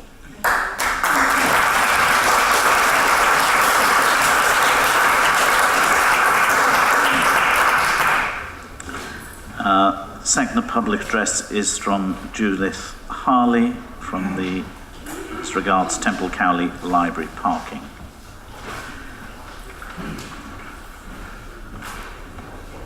Welcome, you have up to 5 minutes.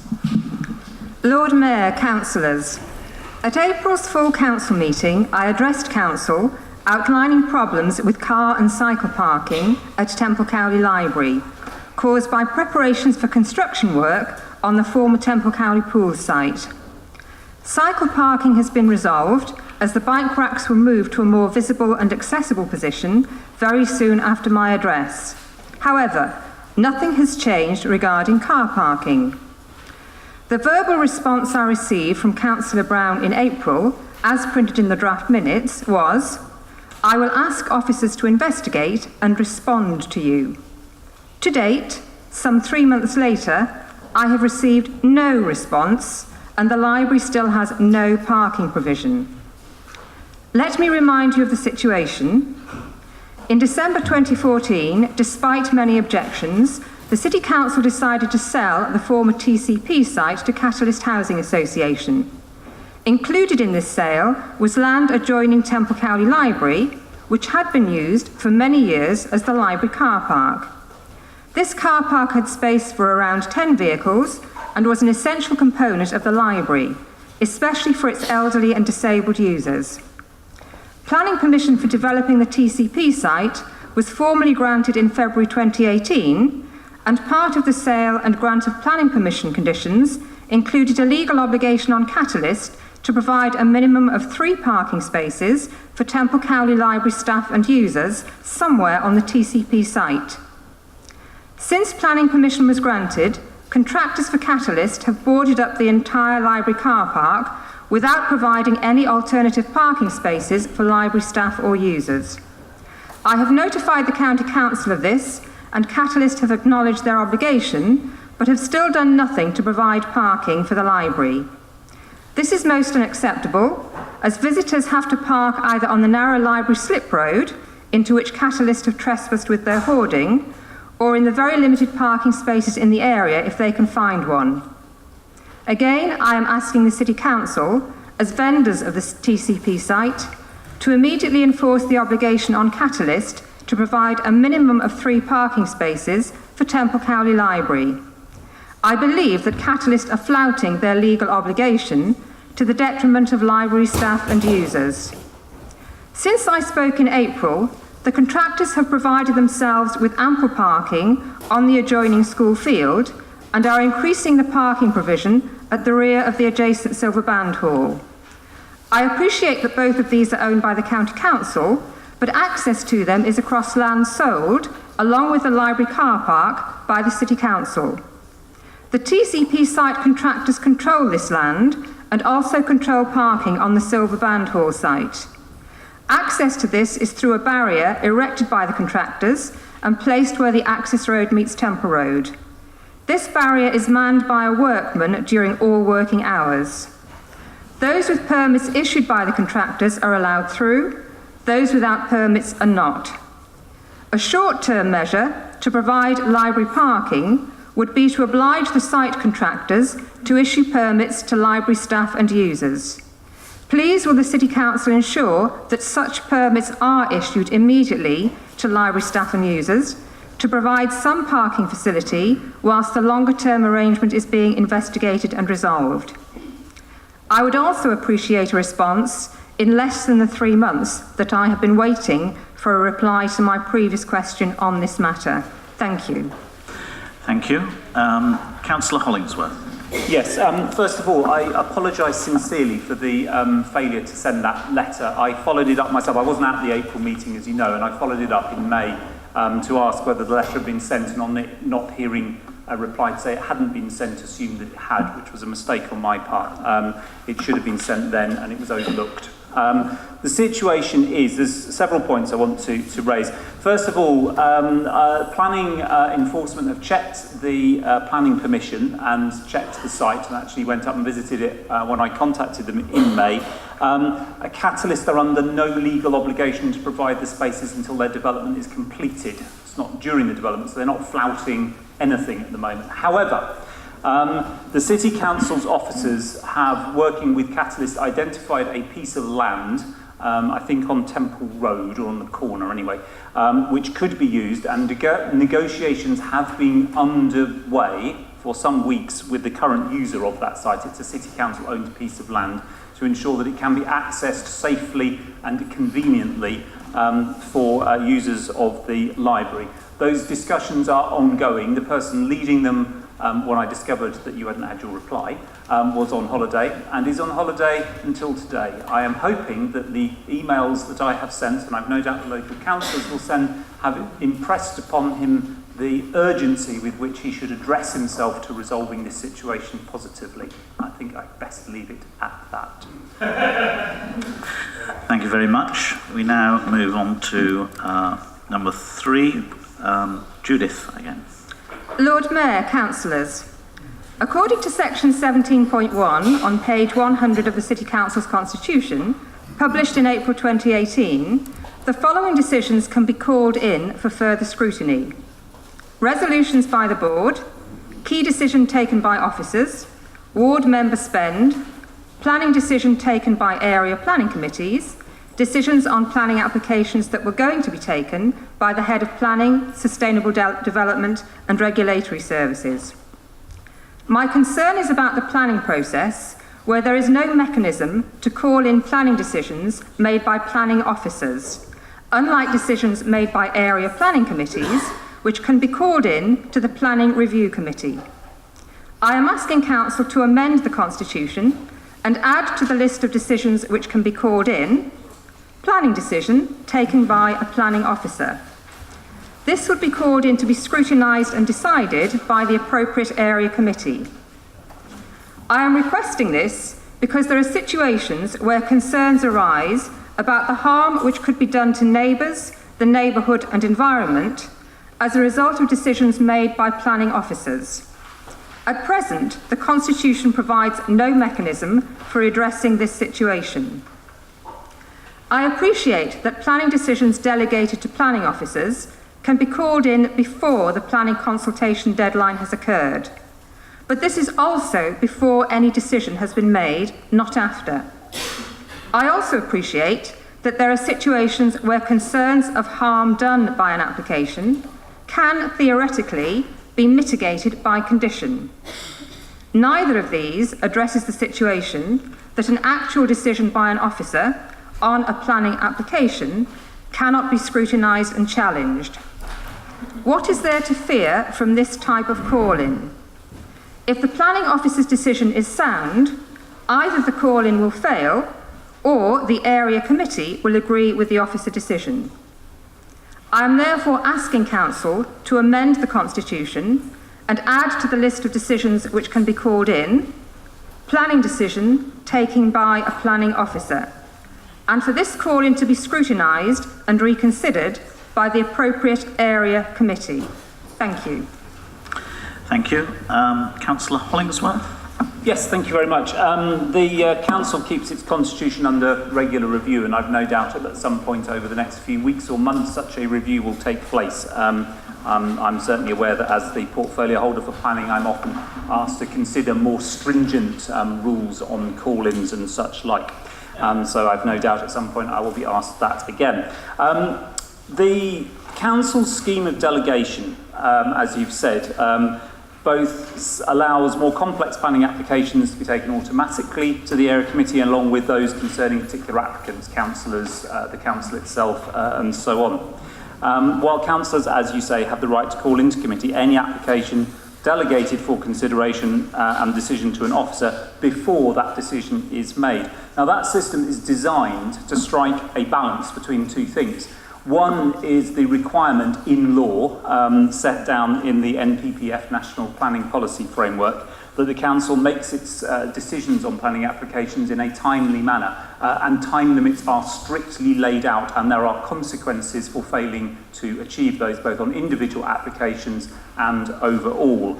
The balance that is being struck is between that obligation and the right of councillors to ask for applications which would otherwise be decided by officers to be called in to the area committees. It is my view, it is my personal view, that that balance at the moment is right, and that any such change would be inappropriate. Thank you. We now move on to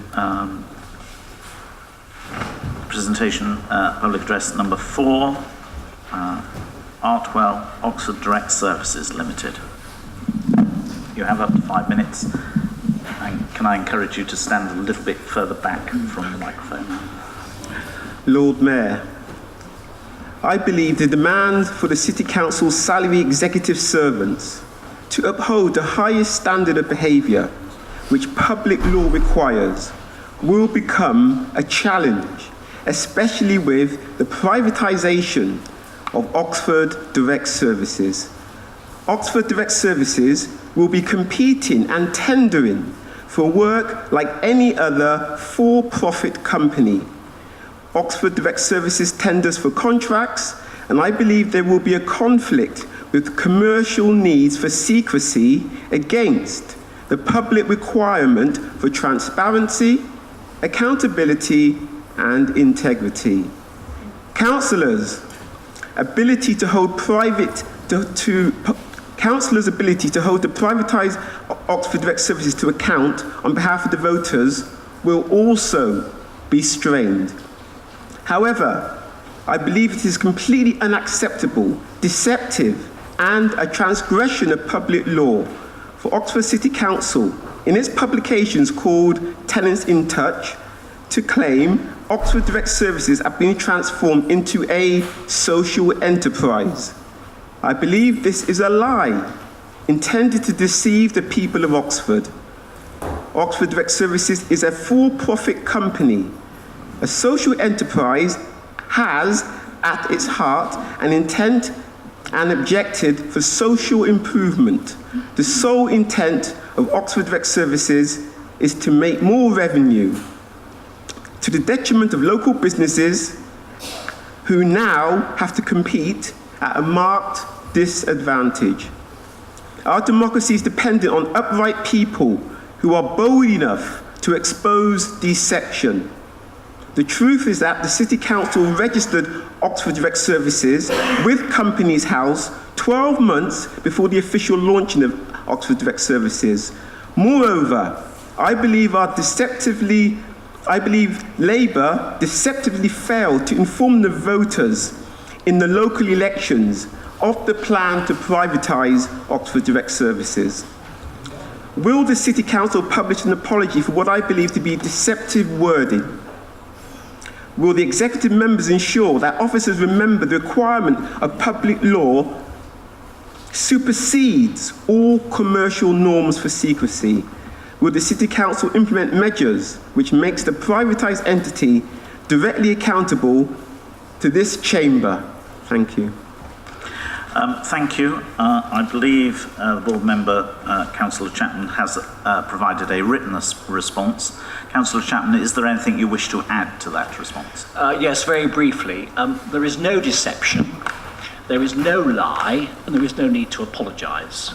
It is quite possible to have a limited company which makes profits for the public good, which this company will, and in this case, every single penny of those profits, after due taxes are paid, will be ploughed back into the good of this city and to improve its public services. Many charities have limited companies which make profits, and they are social enterprises. And there is absolutely nothing about privatisation in our proposals. It is a complete intellectual nonsense, and I do not want to let it stand. Hence my addition to my statement. Thank you.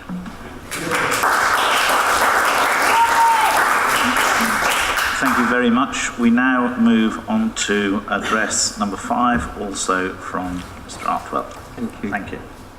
Mayor, a sizable number of people in Barton and Sandhills ward are disturbed that public money is still being given to Barton Community Association. I believe the Barton Community Association does not uphold the highest principles of transparency and accountability. I believe it is unacceptable for Oxford City Council to continue to financially reward the Barton Community Association, which appears to have also created a private entity in order to frustrate the requirements for economic disclosure, which the Commodities Commission expects, and this mechanism also shields the BCA from City Council scrutiny. Economic transparency is a basic requirement for any organisation which receives public funds.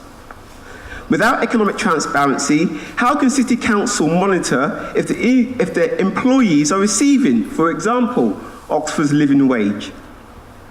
I believe the Barton Community Association has paid staff. For this reason, I believe it is unacceptable for the City Council to continue to give public money to what I consider to be a secretive organisation. I call on the City Council to suspend all financial relationships with the Barton Community Association until its accounts are completely transparent to all who wish to scrutinise the funds and how they are used. Shame. Thank you. There is a written response from Councillor Tidball. Marie, would you like to add anything to that? Marie. Yeah, just very briefly. This is in no way a privatised entity. It is clearly accountable to its members, the Charity Commission, as a registered charity, and indeed Companies House as a registered company limited by guarantee. The rest of my answer suffices. Thank you very much. We now move on to public address number 6, Nigel Gibson. Mr. Gibson. Thank you, Lord Mayor. 5 minutes. At the council meeting in April, I revealed in a question just how council was discriminating against the disabled. I received an inadequate answer, but I did think my point had been made and that something would be done. The reason I'm back here this evening is, unfortunately, to report and provide you with an update that nothing has been done. The disabled, and in fact anyone that uses the bonus concession card at council leisure centres, continues to be discriminated against. In July last year, the Council Leisure Partnership Board confirmed that Fusion admission fee increases are contractually limited to the retail price index, and noted that the price increases for this year would be discussed at the October Partnership Board and then forwarded to CB and Council for approval. There's no record in the October minutes of any proposed fee increase. In April, the minutes of the January meeting had not been published. They have now, and there is no mention of increasing the prices for the disabled, or even in the minutes of the May meeting, where I thought there at least my question to Council might have been mentioned and discussed amongst the 23 members. In fact, the increases for the bonus card concession are buried in the middle of an Appendix 7 of the budget document voted through by Council in February. There was, as admitted in the answer to my question in April, no discussion of increases in fees for the disabled and other bonus card holders. Councillors, you can see for yourselves attached to my address the increases you voted through in your budget, and the way in which your vote discriminated against the disabled, with a total lack of transparency or discussion, or even mention to the public? How many of you were even aware of what you were voting for? The Council offers a concessionary rate, called a bonus card, for a range of people in need, including the disabled and their carers and different types of income support. Councillors, you voted to do two things to discriminate against the disabled and other bonus card users, totalling just under 24,000 people. Firstly, you agreed to introduce a peak period between 4 and 8 p.m. each weekday when bonus card holders are charged more than at other times. This differential charging does not apply to other users. Secondly, you voted to increase the admission price during the peak period from £1.50 to £2. 50p may mean nothing to you, but overall it's a 53.85% increase on the previous year's flat admission price of £1.30. Meanwhile, as you'll see in the appendix, everyone else has only a 3% increase. And it gets worse. The £2 charge was being applied after 8 p.m. in the evenings and after 4 p.m. at weekends. I thought, after my question in April, that this would get sorted. I'm here to report that no, it hasn't been sorted. It shows no sign of being addressed. If you're a bonus card user, unless you know otherwise and are prepared to ask to pay the correct fee, you will still be asked to pay £2. This is not the fault of the staff on the tills. The computer system that runs the tills charges £2, and staff either have to get £2 from the user or account for a shortage when cashing up at the end of the day. Or, I found out, they put 50p into the user's secret account somewhere. Apparently, the computer system cannot be changed, as it can't cope with a peak period charge. I hope you are now wondering why you voted through an admission price increase of over 50% just for the disabled and other bonus card holders. I also hope that you'll question Fusion on why they even proposed introducing a pricing scheme that their computers can't make work. Perhaps you might even mention it at a Leisure Partnership Board meeting. And I hope you'll want to do something about having overcharged the disabled and other bonus card holders for 4 months. I ask you this evening to stop this discriminatory charge against the disabled, stop the underhand overcharging, and allow people access to exercise when they want to. And everyone who's been overcharged must be refunded without having to each make a claim. What was, before April, a very simple pricing structure that clearly offered real benefit to those in need remains a complex mess. It would be good to think that the Council still wants to provide those benefits rather than leaving vulnerable people feeling persecuted by these increases in admission charges. I look forward to you actually doing something about this. Thank you. Councillor Smith, do you wish to respond? Thank you. Yes, this council does not discriminate against the disabled in our leisure facilities, as you allege. So why do you charge them more? The bonus concession card is available to people in receipt of many benefits. They include job seekers allowance, incapacity benefit, carers allowance, disability living allowance, attendance allowance, employment support allowance, income support, universal credit, and working tax credits. For 10 years, we held the concession charge for a single visit at £1.20. It then went up to £1.30.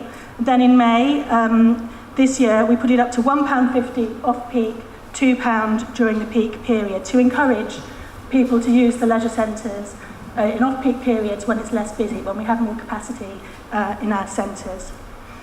It's still very generous compared to the concessionary offers that are available in our neighbouring authorities and even elsewhere all across the country. The benchmarking work has been done to prove that. You make points about the Leisure Partnership Board. The Leisure Partnership Board do not actually sign off the fees and charges. They are done in this council as part of the budget process, as you well know. And our concessionary fees are just part of making sure that our facilities are inclusive and accessible to all residents in the city, as well as the very generous concessionary scheme that I've just outlined. We also offer free swimming to all under 17s in the city, in all our swimming pools at various sessions. And at the moment, Hinksey Pool is a great place to go. Mondays, Wednesdays, Fridays and Sundays after 4 o'clock, all Oxford children can swim for free. We also provide a course of free swimming lessons for children whose families are on benefits. On disability, the Labour Party manifesto in the local elections actually included a commitment to draw up a plan to improve our facilities for people with a wide range of disabilities, going above and beyond DDA compliance. And we will be starting that piece of work with Hinksey as the priority. I don't. What about the overcharging? I don't accept what you're saying at all. If there is a technical issue with computer systems, I'll be pleased to look into that. Why didn't you look into it before? You knew about it. I'm afraid that if you have further questions to ask, you'll have to pursue them outside of this meeting. Thank you. We now move on to item 7, public address by Sharon Parhams. Thank you.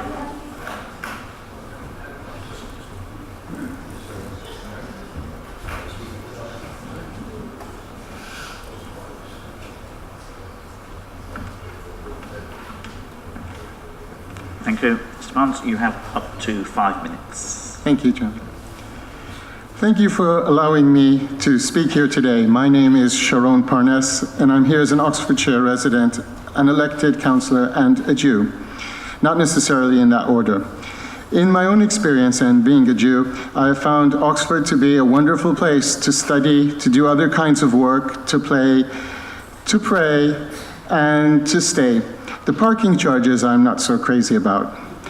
That remark, the light-hearted jibe about myself, a Jew who doesn't like paying parking charges, can be taken in the spirit of comedy, albeit probably bad comedy, or friendly banter. On the other hand, in some atmospheres, that same comment might trigger discussion descending to expressions of anti-Semitism. So how would you know when you've crossed the line? And would you know anti-Semitism when you see it? In January 2017, the Right Honourable Sajid Javid, then Secretary of State for Communities and Local Government, wrote to all council leaders.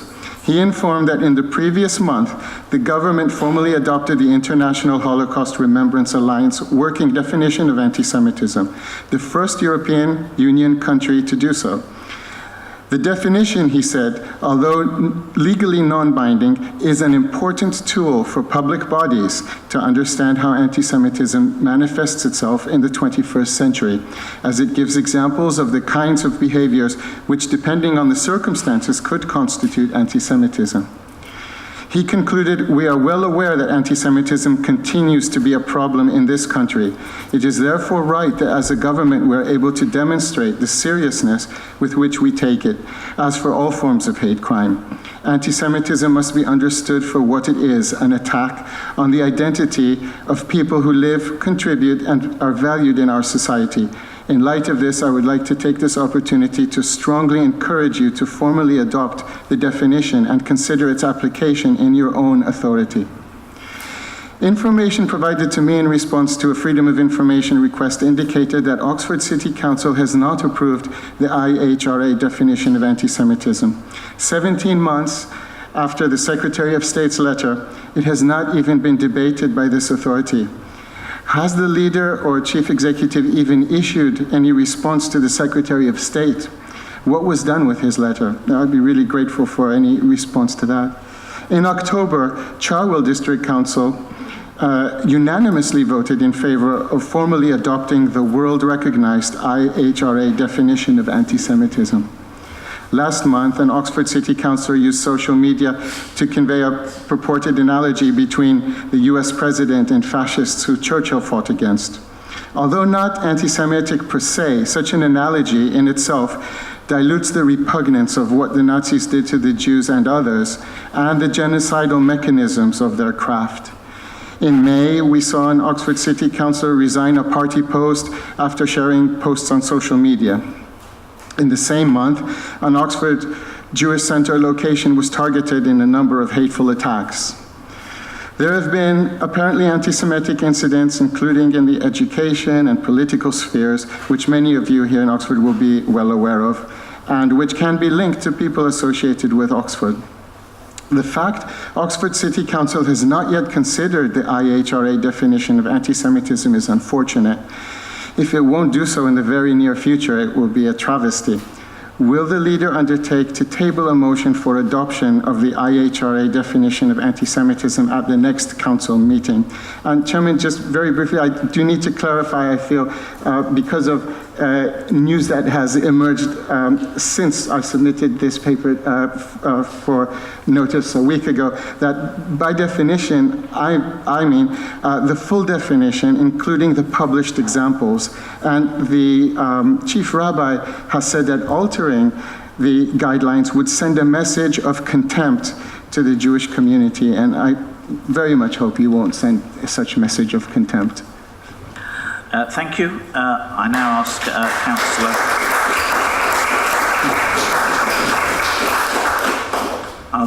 Councillor Brown, Leader, to respond. Thank you. I thank Councillor Parnes for his petition. Following receipt of his petition, I checked that we had not responded to the letter of January 2017. He is correct, we have not. Believing that all parties in the Council would want Oxford City Council to be signed up to the IHRA definition of anti-Semitism to make clear our abhorrence for racism in any form, I've written to the current Secretary of State for Local Government and Housing, James Brokenshire MP, on behalf of the City Council. I'll ask committee services to send a copy of the letter to all councillors and for the letter to form part of the formal record of this meeting. It is important to note that neither the definition nor the examples cited in the declaration document preclude anyone from criticising Israeli government policy, but quite rightly demand that the language used to do so is appropriate. Last week saw Israel pass a new law, the nation-state law, that anyone committed to equality and minority rights must rightly condemn.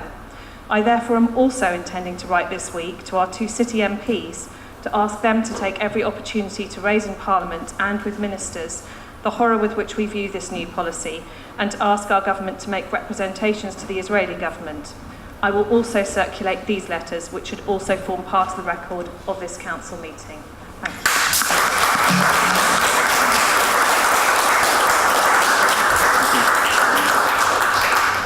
Thank you. We now move on to questions by Mr. Artwell as regards the British Legion. Mr. Artwell, you have up to 3 minutes. Thank you. Barton and Sandhills people have noticed activity at the site of the former Royal British Legion site. Could the City Council please inform the people of Sandhills and Barton of the Council's plans for the former Royal British Legion site? As you know, Barton has over 800 young people, and in 2013 they lost 3 halls which provided space for recreation of all types. It would be really good if the City Council could take that former site and transform it into the things that people tell me Barton needs. 1, an IT suite, an Aunt Sally alley, and just spaces for people to have a socialise and meet. Because for an estate which is so large, surely you can see it's totally unacceptable to have so few public spaces for hire. And this is why I'm asking you now to turn the former site of the Royal British Legion into a place that people can use it for hire, recreation and celebration. Thank you. Thank you. There has been a written response from Councillor Tidball. Marie, do you wish to add anything? Just for the sake of clarity and emphasis, we do continue to improve community spaces across the city, including in Barton, investing just under £1 million in the neighbourhood centre there, so it can better meet the needs of people with improved community health and youth space. And also to say that the Royal British Legion building has experienced several break-ins through the roof recently and is currently in an unusable, in its current state. Therefore, the site is being considered for other uses, including much needed housing. So these things are well underway. Thank you. That concludes the public addresses and questions. We now move on to back to agenda item 15, motions on notice. We now move on to the first one of those, A, eco standards in new buildings. Do we have an opinion from the officers? Thank you, Lord Mayor. I've circulated to members, and it should be in front of them now, some advice, but I emphasise that that's in relation to the wording that exists on the council papers. And the concern with that was the prescriptive nature of it, and the fact that it was seeking to do things that sat outside the planning framework and may have conflicted with the local plan process. Okay, I now see an amendment to motion 15A in the name of Councillor Hollingsworth.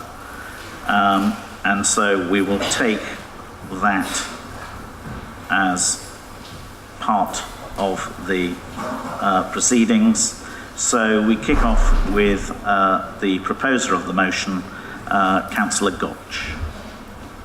Oh, thank you, Lord Mayor. I wasn't expecting to get onto my feet just at the moment. Do you want me to propose the motion as the original motion as amended once, or am I talking to amendment motion? You need to propose your motion, Mike. Thank you, Chair. Well, now, let's start at the beginning. In that case, I put up a motion originally. Some objection was made to the wording in that original motion by the monitoring officer. I spoke to her on Thursday morning last and agreed a revised wording, and that revised wording was the amended motion that's before us on our papers this evening.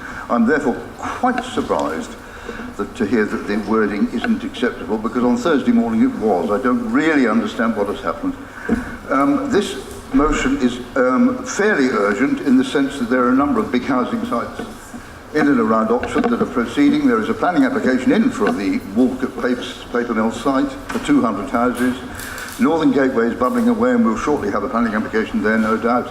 Grenoble Road is on the horizon again, and there's another site for thousands of houses, and there's another site north of Barton, which I think initially has 750 houses. So we have a lot of houses being built in and around Oxford, and I think the points 1 to 5 that on the original amended motion are pertinent to all of those sites, and I'm asking Council to put down a marker that these points are important to this Council in the future of our children and our grandchildren. District heating for any site of any size is absolutely vital. It's much greener, and it generates much less carbon dioxide.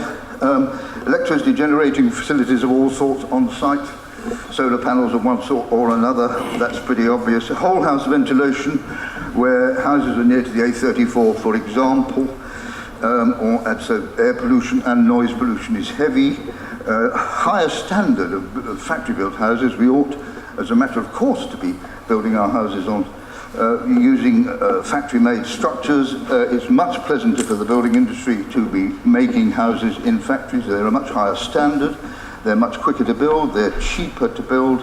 You have a lot of apprentices in factories helping to make these houses. I think we should be going down that route wherever we can, and encouraging developers to adopt such factory-built methods. And site planning and so on is very important, particularly again against roads and railways and the like, and trees, which certainly help, but they're not the total answer. But landscaping with a lot of trees certainly helps in terms of reducing the impact, but you need masonry as well. Those are my 5 points. I originally suggested that 4 of those, points 2 to 5, should apply to smaller sites rather than sites of 20 or more houses, and therefore,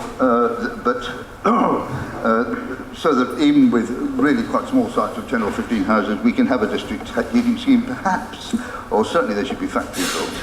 And I requested my wording, my precise wording, this is the curious thing. Council requests that CEB members consider the following measures. So it's not prescriptive in any way, and I regret very much that it's been described in that way. I hope I can have support from around the chamber for all of those measures. Thank you. We now have a point of personal explanation from the monitoring officer. Thank you, Lord Mayor. Just as a point of explanation from my perspective, I made it very clear to Councillor Gotch that I was unhappy with the wording, and that if it went ahead in the way that it was written, that I would have no alternative but to advise Council not to accept that wording in that circumstance. And in terms of where we are and an amendment that may come forward, it is framed in a completely different manner. Thank you. Do we have a seconder? I'd like to second Councillor Gotch's proposal. I mean, it may well be. Annually, the UK build about 160,000 houses, and ensuring that the planning and building of those homes is as close to zero carbon as possible is an absolutely commendable and central part of the sort of decarbonisation of our country. And as people know, in 2015, this was George Osborne rescinded this, and and so we're obviously in a very difficult situation. However, there's a lot we can do, and I think there is a great opportunity. And I think that Mike Gutch has been very careful in how he's phrased that we might include these in our planning rules and regulations and the revised local plan. And he's also been very modest in the list of his wish list of things to include. I think there's many more as well. Green roofs, SUDs, which could also be added, and I hope will be added in subsequent policy. Anyway, thank you very much. My pleasure. We have the proposer of the amendment, Councillor Hollingsworth. Right, I will try and be brief, explain two things. I apologise for those of you who have to suffer my handwriting. I hope you can read it. I also apologise for the excessive length of the first paragraph. I had realised by the time I'd written in sufficient things to pass the monitoring officer test, it got a bit long. But the purpose here is to get around the three concerns expressed by the monitoring officer, which is one, that we shouldn't try and shortcut the local plan making process. Two, that we shouldn't try and do things which are not allowed and in fact are expressly forbidden under the NPPF 2018 version, which a number of the things would be if applied in exactly the way Mike wrote them. And three, we shouldn't muddle up building regulations and local plan policies. That I have achieved in that first massive paragraph, and I please hope that you would accept that, as I think Mike has, that it's done. The second point I wanted to get over is that almost all of these, in fact, they are in great detail, are in our existing local plan policies. They are in the preferred options that we consulted on in 2017. I'm slightly startled to hear somebody who's a regular member of a planning committee ask them to be added to our planning policies when they're actually an integral part of our existing planning policies. But I'll let that slide, perhaps make a little note for a training requirement. I would hope that everyone in the room would support the principle of carrying on doing what we can to build on the good work that's been done by my predecessors in this position. Work, and I'm particularly looking at Craig here, who's probably the most expert person by some distance on this issue in this chamber, and the efforts made by successive councils in adopting local plan policies to do our level best to achieve that zero carbon vision that Tom Landell-Mills outlined in his speech. So I hope you'll accept the wording, and I hope that everyone will find it in themselves to vote for the amended motion. Thank you. We need a seconder for the amendment. I'm seeing Councillor Turner. Yeah, thanks, Lord Mayor. I wanted to speak substantively, but in doing so, second Alex's amendment. Just on this, I had some involvement in something called the Technical Housing Standards Review around 2013-14, I think, as the LGA rep then on the then coalition government's activities in this area.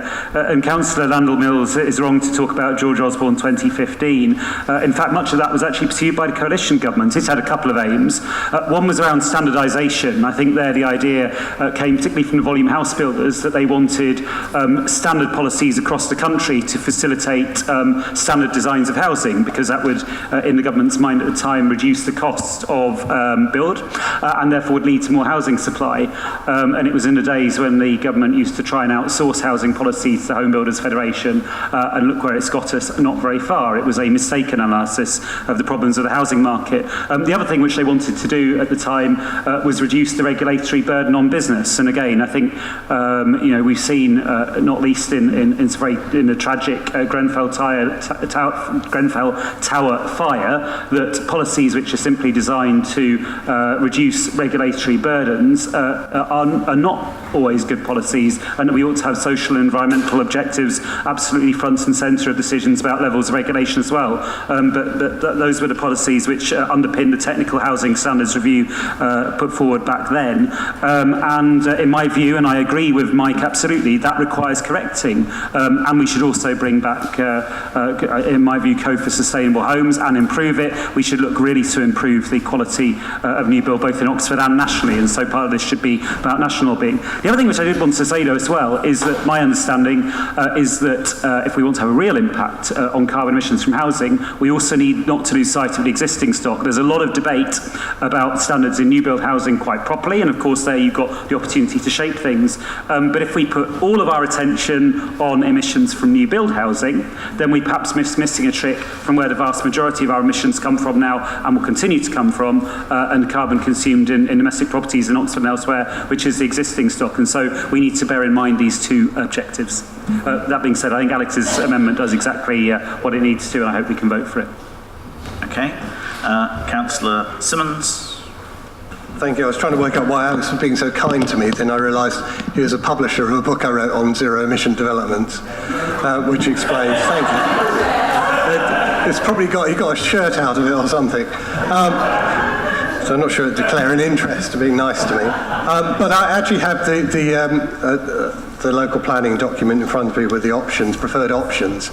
And I think and I will be supporting Alex's amendment and the amended motion, because I think, and thank you to Michael for bringing this up, because I think, although you're absolutely right, a lot of it's pinned down in the preferred options document, and I think the correct preferred options have been chosen to ensure that we build lower carbon developments and more efficiently and retrofit existing. There's still quite a lot of room for manoeuvre.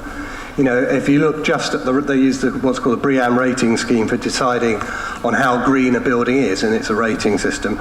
And throughout the document, you know, they haven't set that level that the BREEAM rating should be in this council. So, for example, on non-residential developments, they say it could be outstanding or excellent. Well, there's a big difference between outstanding and excellent ratings, and the sorts of things that Mike's talking about would take things into the excellent rating. So I think it's really important that we do keep the pressure up, and I think a motion like this is useful because it's only October, I think it's the draft local plans coming back to CEB, and I think it's really important we get it right, and we get it right first time. So thank you for bringing the motion. I will be supporting the amended motion. Okay, unless there's anyone else who wishes to speak on the debate on the amendment, we now move to Councillor Gotch. I will be supporting, Chair, Lord Mayor, I'll be supporting the amended motion. Right. Alex, would you like to sum up? In which case we move to the vote. Can I see all those in favour of the amendment?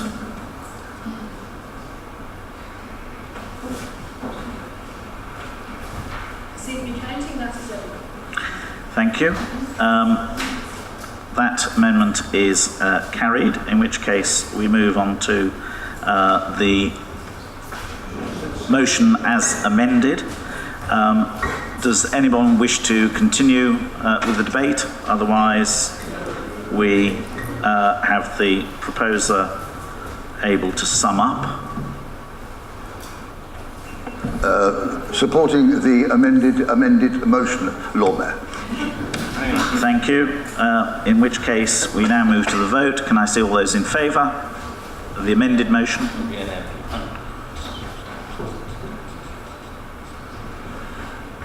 That is everyone. Thank you. We now move on to motion C, stop the rollout of universal credit. Councillor Tidball, would you like to kick off? Council, I urge you to join me in calling on this rotten Tory government to stop the botched rollout of universal credit and urgently work to fix its impact on residents living in our city. As I learned at our joint City Council conference with Oxford and District Action on Child Poverty, it is causing problems and hardship to many vulnerable groups who are facing unforgivable barriers in applying for it or unacceptable delays in receiving it. Young people in care and those with specialist educational needs and disabilities are facing a tangled web of bureaucracy and accessing what they are eligible for. Disabled people who need to have support to apply at home are left socially excluded as the DWP have placed scant resource into job centres to ensure there are home visits to help them make a claim. People in hospital, especially those with mental health problems, are being shut out from claiming it and face delayed discharge as a result. This is inhumane. The DWP are failing to collect data on any disproportionate impact on black and minority ethnic communities. We know from our housing benefit records that most BAME groups are disproportionately more likely to be claiming benefits compared to the size of the population. And early indications from professional benefit advice services suggest it is going to be harder for people to navigate the system where they face barriers in speaking English. This is unacceptable. Prisoners unable to access computers but who want to rebuild their lives in local communities are excluded by the digital divide as they cannot learn how to apply for universal credit before they are released. Further, 330 citizens of Oxford, our city, have been pushed into rent arrears because of the way it is paid. That's up by 47% just since March. These problems with delivery are placing these groups in our city in financial dire straits, pushing them towards poverty and social exclusion. This is unforgivable.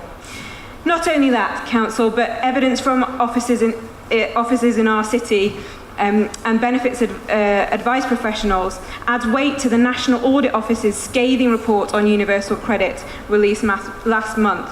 Their evidence showed it may never, and I repeat, never be possible to measure whether the economic goal of increasing employment has been achieved by this benefit. And the damning conclusion of this independent organisation, universal credit is not value for money now, and that its future value for money is unproven. The vulnerable groups in our city who want to play an increased role in our communities and be included to reach their potential, they deserve better than this. The shambolic rollout of this shameful universal credit must be stopped. I urge you to support our motion today. Thank you.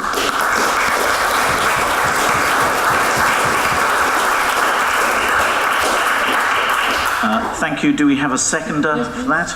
Yes, Nadine. As a counsellor and mental health professional, I actually welcome this motion from Councillor Mary Tidball.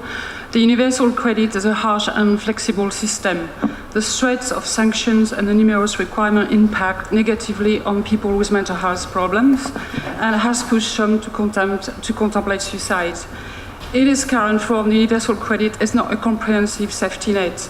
Administrative errors and long delays in the rollout have contributed to homelessness for the poorest and the most vulnerable in our society. Thank you very much. Would anybody else like to speak on this?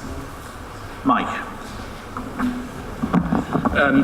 Thank you, Lord Mayor. You won't be surprised to hear that I'm supporting this motion from the perspective of someone who, as portfolio holder for housing deals, comes across the consequences of the universal credit mess virtually on a daily basis.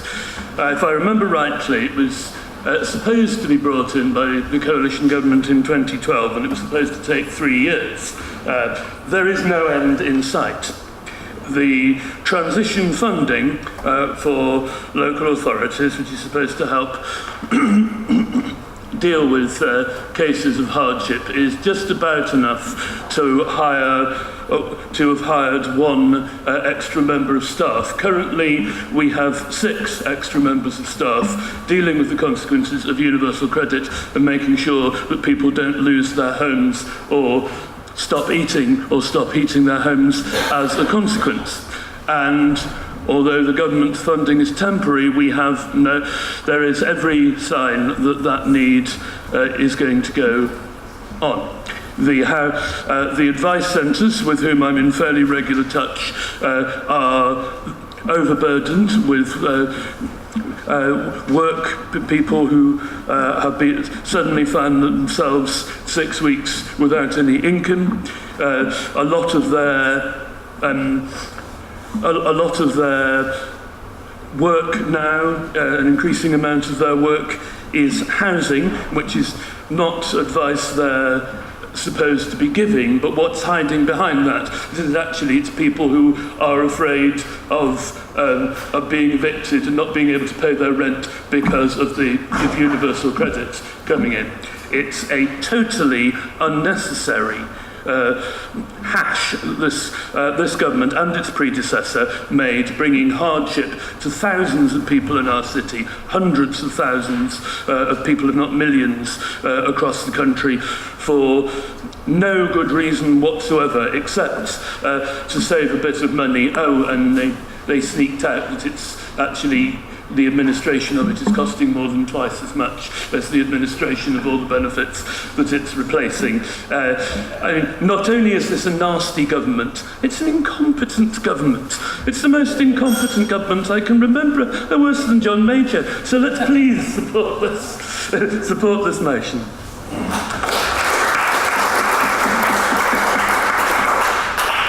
Thank you, Mike. Councillor Ross-Smith. Thank you, Lord Mayor. I will also be supporting this motion, but I feel the sort of history about giving benefits is a little bit skewed, actually, on this. I'm speaking actually from personal experience, Lord Mayor. When the judge ordered my first husband out of the house, I was working part-time, and I actually got something called family working allowance as such, family credit allowance. That helped me pay my mortgage and other bills and so forth, but only just, I have to say. And I was pleased when the leader of the Labour Party, a certain Tony Blair, said in opposition that he would not bring in a cut to the family working credit, but he did. And so it actually harmed me by about £95 a month. That doesn't sound a lot now, but at the time when you're trying to pay a mortgage, you've got 2 teenage boys, it is a vast amount of money to try and find, and we certainly struggled through those times. The universal credit work allowance was talked about. Yes, it was talked about actually under the coalition government, but what has happened, I totally agree with Councillor Rowley, this nasty Conservative government, is that we have Labour MPs, disabled Labour MPs in Parliament saying in March of this year, ahead of the Chancellor's spring statement, I'm calling on the government, and I'm quoting, Lord Mayor, to reverse the cuts to universal credit work allowance.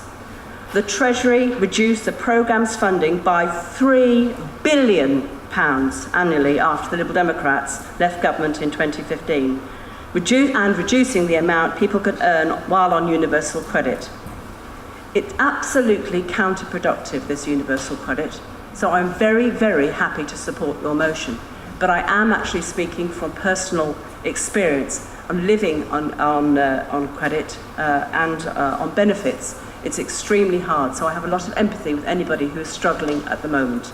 So we'll be supporting this motion. Thank you.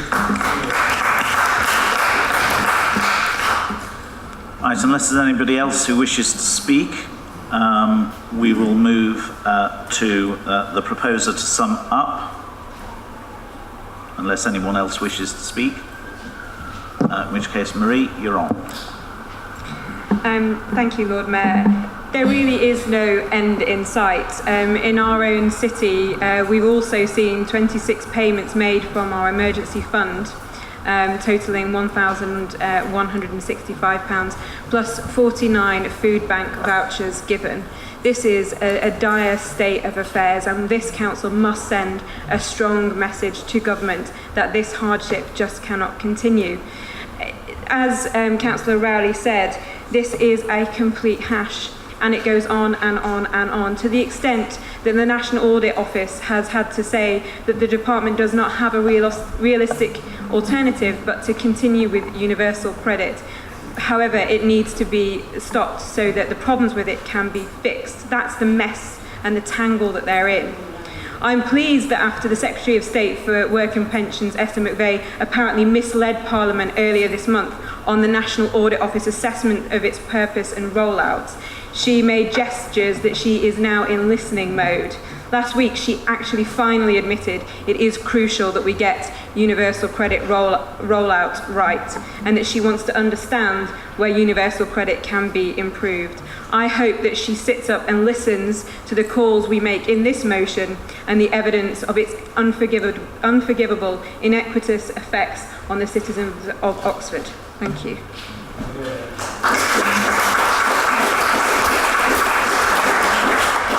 We now move to the vote. Can I see all those in favour of the motion?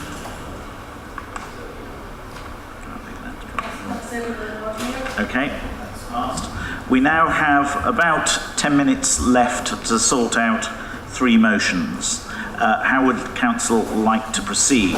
We can either extend time or we can reduce the amount of speakers. I will take the leader first.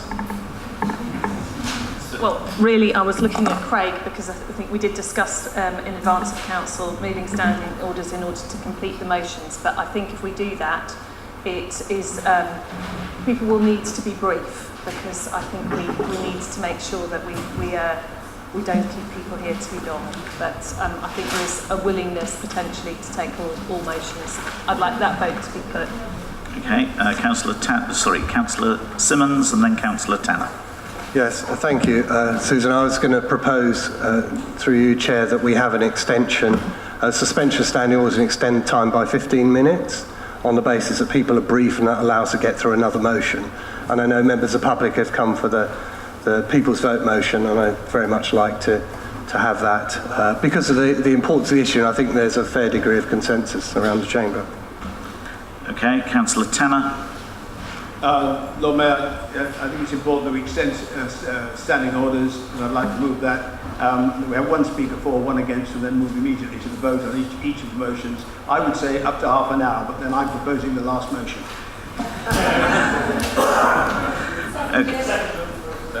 Okay, should we proceed on that basis that we try and encourage people to keep comments short, and we proceed on that basis?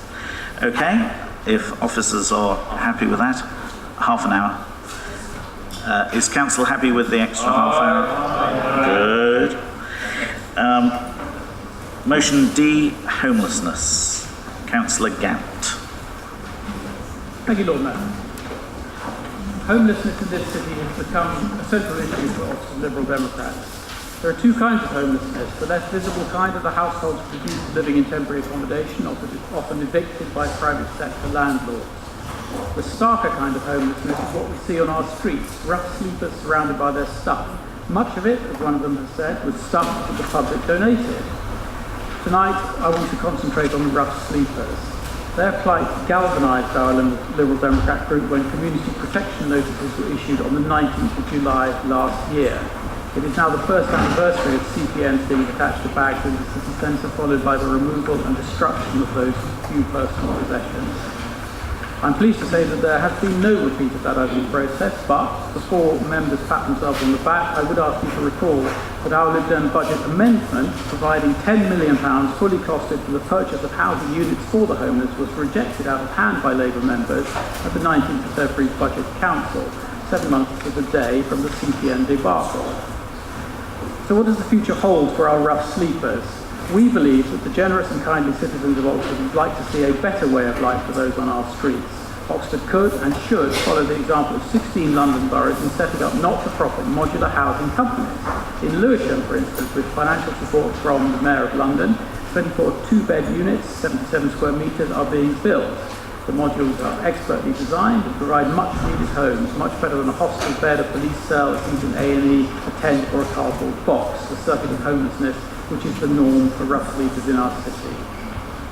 We can lead UK cities in providing stable, dignified housing. Homeless charities are at one in saying housing first and everything else follows. Homelessness in Oxford is a huge issue. Tackling this requires bold actions to achieve the change necessary. This is a bold motion with the potential to make a huge impact, and I commend it to Council. Thank you. We have Councillor Landell Mills as seconder. Yes, thank you. I want to pick two resolutions in the motion for you. The first is about rough sleepers who can't currently be given help because the city doesn't establish a local connection, and that's a large part of the homeless people you'll see walking around. That they can't prove they're from Oxford. There is a very important statement about this in the Housing and Homeless Strategy at paragraph 5.53. To quote, "We will need to explore what options are to feasibly accommodate and or support rough sleepers with no local connection to ensure that they no longer need to sleep on the city streets." Now, I think there's an opportunity. We need to make this more than just an aspiration. We need to actually create a policy for how people are who belong nowhere can be taken into the community. As a starting point, we could suggest that 12 months living in the city, whether in temporary accommodation, in hostels or other streets, would qualify them as a Oxford citizen, Oxford homelessness pathway, provided that they had no local connections elsewhere. To make this a reality, we could join with other councils who have similar high rates of rough sleeping to lobby council for special funding. The government has said it is committed to eliminating rough sleeping entirely. It needs to put its money where its mouth is. My second point, where do we build the homes we need for our homeless? Whether they are families evicted by private landlords or individuals who've fallen on hard times. Oxford could and should make a financial case for using vacant, council-owned land for modular units. I have two sites in mind. The much contested extension to Seacourt Park and Rise, much better to use this land for homes than for parking, or the Cowley Depot, convenient for the council vehicles, but much more for people rebuilding their lives. I ask you to support this motion. Thank you. I see an amendment in the name of Linda. Would you like to? I would like to move my amendment. Thank you. The amendments I've made fall into two categories, I would say. Those that strengthen the motion by making better reference to the work that this council already does to prevent and alleviate homelessness. Your original one, it praises charities, which is all very well and good, but Homeless Oxfordshire, we commission a lot of the beds that they provide in their Hamlin House. Aspire, we bid for government money, which is then paying for projects delivered by Aspire. Crisis, I was visiting them this morning. They're in their wonderful premises down at the old fire station, which is a council building which they get from us completely rent-free. So I do think you need to acknowledge the part that we play.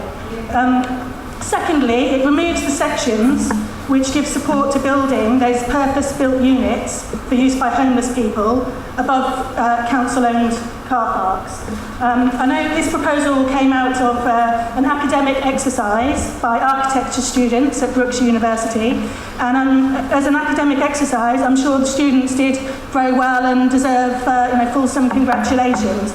But it is not the policy of this council to accommodate homeless families in units which do not meet usual building standards that we expect elsewhere in the city, and it's not our policy of this council to ghettoise homeless people in one development, especially on our land, or in units which would not be considered suitable for use by the general population. Our approach to temporary housing is exemplified by the investment we've committed to in the Real Lettings Fund, where we've committed £20 million to date on purchasing regular homes in the community for homeless families, which has allowed our spend on placing people in emergency and temporary accommodation in bed and breakfasts and hotels to be drastically reduced. So that's how we'll help homeless people in the city get back on their feet. Not gimmicks or plans for wooden pod houses on stilts in car parks, even if they deserve architectural prizes. Thank you. We need a seconder for that. Yep. Thank you, Lord Mayor.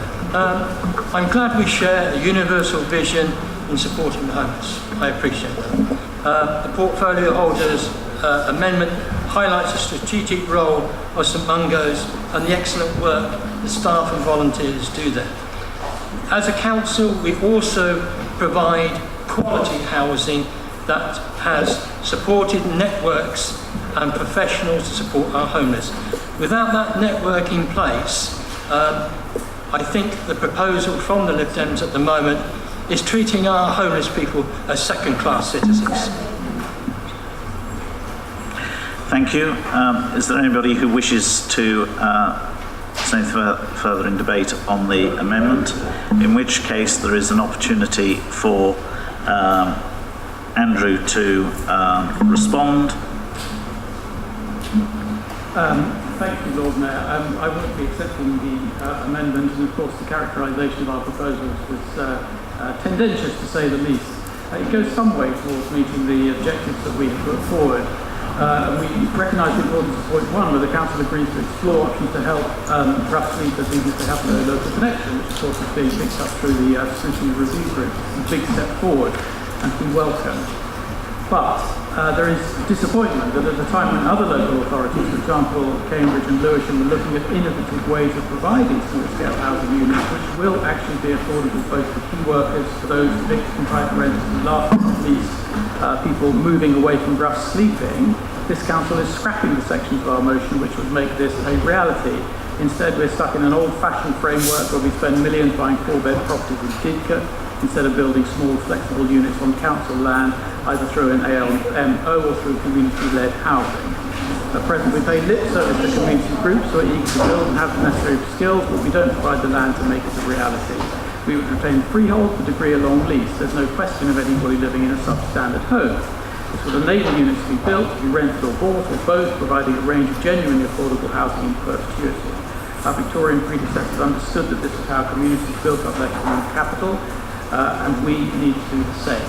So I would urge Council to vote against this amendment because it leaves the city in the same place it's been for the last decade, providing short-term beds for rough sleepers and expensive housing out of Oxford for homeless people who may well not wish that. There is a different way of spending our money. We urgently need to set up a private scheme, and I urge Council to vote down this amendment. Linda, you have an opportunity to respond. In the interest of brevity, Okay, we now move to the vote. Can I see all those in favour of the amendment?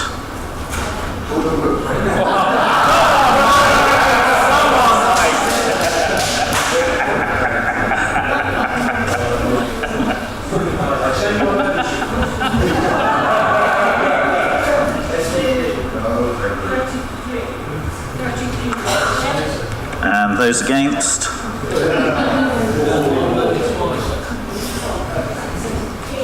And abstentions? Two. Thank you. Right, we now move on to the main motion as amended. Would anybody like to speak on that? No. In which case, the proposer of the motion gets to sum up if you require. Wise decision. We now move to the vote. Can I see all those in favour of the amended motion? Please show.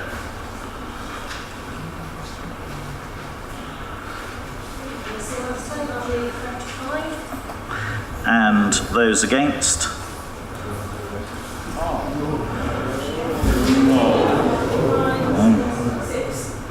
And abstentions?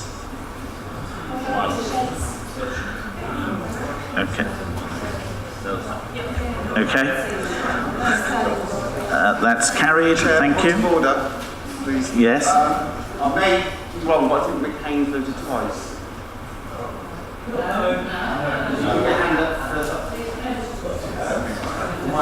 My apologies. We move on to motion E, supporting a people's vote on the final Brexit deal. Councillor Simmons. Thank you, Chair. I'll be very brief. I had written a long speech. I won't do it. I thought after attending the march on the 22nd of June in London in support for people's vote, I thought it was time this council made a stand and added its voice to the other councils and other groups and organisations that are calling for a people's vote. So I had a whole list of reasons. I'll just be extremely brief. Democracy didn't stop on the 23rd of June 2016. The Leave campaign lied and cheated. It's clear now who's driving Brexit and their motives. It's the right wing of the Conservative Party. This is not what people were promised. Public support is shifting in favour of a vote. People have a right to change their minds, and I think that's important we give them that. It's also a discernible shift of opinion amongst politicians, and I think a second vote will either give them a reinforced mandate to carry on as they are, or cause them to follow a different path and give them that support that I feel they need to actually start to change their minds, or go with their hearts, I think, and their minds, rather than just go with their local electorate. So finally, just about the talk on the impact on Oxford, and there's lots in the motion, so I won't do that. What I will end up with a very brief story is, as has been alluded to earlier, I work for a sort of global environmental consultancy headquartered here in Oxford, and we're a significant employer. We contribute to the local economy, we're fast growing, and we won an export award last year, so we're sort of business that should be encouraged. And I got an email actually this morning, here it is, from a European partner of ours who we're in a joint venture bid with, saying, really sorry, we can't have you anymore in our joint venture because of Brexit. And that's 2 jobs I could have given people in Oxford that I now will no longer be able to do. And that's the sort of thing that's not just me, it's all businesses affected. We've seen the impacts on employment, we've seen the impacts on grant funding, and this is affecting across the economy. So we really should take a stand on a people's vote, because we know that any type of Brexit is going to be wrong, but and we should vote against any Brexit, but at least to get a vote, it gives an increased mandate for remaining in the EU. So please support this motion.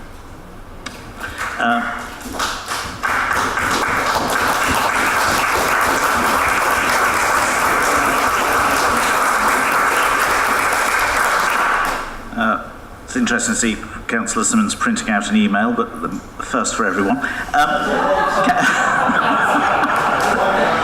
Councillor Wolfe. Thank you, Lord Mayor. I will formally second and reserve my right to speak. Thank you. Mary. Thanks, Colin. I really think that this issue facing us is so serious that it goes beyond the normal party politics. And that's why I wholeheartedly support this motion and really welcome it. The ward I represent in Marston, over 2/3 of people in Marston voted in favour of remaining. Every time I talk to people, there's people from all over the EU, many of whom are British citizens who've got EU partners. Their lives and their families' lives have been plunged into uncertainty because of this. Our universities and our hospitals are leaching staff just when we desperately need them at the moment, and this is only the beginning. I don't believe in undermining democracy. We should respect the vote, but we know now far more than we did 2 years ago. And now that we know more, we should give people a vote on the detail now. So I would very strongly support a people's vote and support this motion. Thank you. I now have 8 speakers, that's 24 minutes, so I'd encourage people to be very short in their comments. Councillor Goddard. Thanks, Lord Mayor. Craig's motion refers to the recent Chequers statement on 6th of July, which I don't know about the rest of you, but that seems like a lifetime ago. It's amazing how, since even this motion was submitted quite recently, the situation around Brexit has even further deteriorated. We've had cabinet and lower level resignations galore, quite enjoyed that, unnerving predictions of chaos and even civil unrest from Amazon of all organisations in the event of a no-deal Brexit. And perhaps most importantly, and Craig already alluded to this, people including a former Tory cabinet minister coming out in support of a people's vote. At the risk of being misunderstood, I'd say that the momentum is behind this proposal, and I would be highly delighted if this city gets behind it. Thank you. Councillor McHaines. Yeah, thank you very much. I'm not going to be very popular tonight because I'm certainly going against this one. And the reason's quite clear. Brexit vote in 2016 was Leave 52.9, Remain 48.1. England's actual vote was 53.4 Leave and 46.6 Remain. And there's 17.4 million voted to leave the EU. Now, quite honestly, it was a democratic vote. The people said we want to leave, and I just can't understand the Remainers still hanging on with all these excuses and everything. I think we need to get on with Brexit, get going with it, and look after our own country. Thank you. Councillor Rowley. Thank you, Lord Mayor. I do believe strongly that we should respect the vote that took place in June 2016. This motion does respect it. We have now established the precedent, whatever you think of referenda, that the people should have a say on any proposal to alter our relationship with Europe. If the government now wants to bring a proposal on what our relationship with Europe should be, or as at present perhaps several proposals at the same time, then I think the people have a right to vote yea or nay whether that should be the relationship we have with the European Union post-Brexit. Therefore, I fully support the motion, and furthermore, if Council passes this motion and if it has an effect on changing the government's mind, you have my undertaking that I will not come to the count. Thank you, Mike. Councillor Gant. Well, that's brilliant. Thank you very much, Lord Mayor. It's great to see Labour members of this chamber moving in this direction.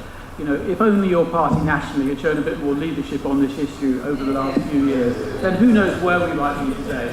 I'm proud to be a member of the party that has been consistent and has been principled and has been united on this issue from the beginning. Let's have this people's vote. Let's have this people's vote, and this time, let's not make the mistake of letting the Brexiteers dominate the argument with their misleading, emotional, overwrought lies and rubbish. Let's remember what this experiment was about when Jean Monnet and Robert Schuman and Winston Churchill proposed it in the ruins of Europe coming after the Second World War.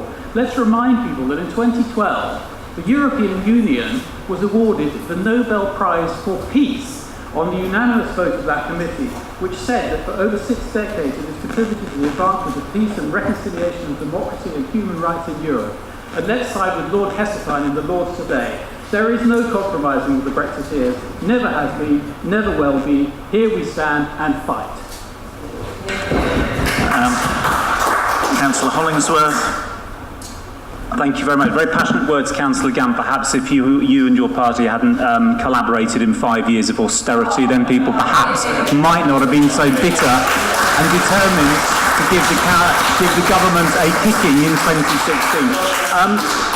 Having made myself unpopular there, I'm going to make myself unpopular more or less everywhere except over there. I'm going to be voting on the same side as Mick Haynes, but for completely and utterly different reasons. I think the decision to leave the European Union is a catastrophic one which will have economic consequences which will impoverish this country for generations. I think that the impact will be felt by our children and our grandchildren. I think it was an idiotic and stupid decision, but not as idiotic and stupid as the decision to hold a referendum. To make a policy on a massively complex issue a straight yes-no vote. And the problem I have with this motion and the people's vote as it's currently outlined is exactly the one that Anna Soubry outlined, is really there are 3 options that people want to support or want to see on the ballot paper. They want remain in the EU, one which I would vote for. They're leave the European Union full stop, the hard Brexit option, which I'm sure Mick would vote for. And then there's the bodge in the middle, which is what we currently have, so the checkers blur. And the thing is, you cannot reduce a complex issue like this to a simple yes-no vote. And as currently constituted, the people's vote includes the option to stay in the European Union. It includes the option of the Chequers fudge. It does not include the option that many people voted for, whether we like it or not, which is to leave absolutely. And if you have a referendum where one option, an option which people would support in very large numbers, is removed from the ballot paper, that utterly undermines the democratic principles on which this country stands. And I think it would be a catastrophically stupid thing to do. Thank you for that advice, John. We now have the opportunity for the proposer to sum up. Oh, sorry, Tom was the last person on my list. And then... Thanks a lot. Craig. Oh, sorry.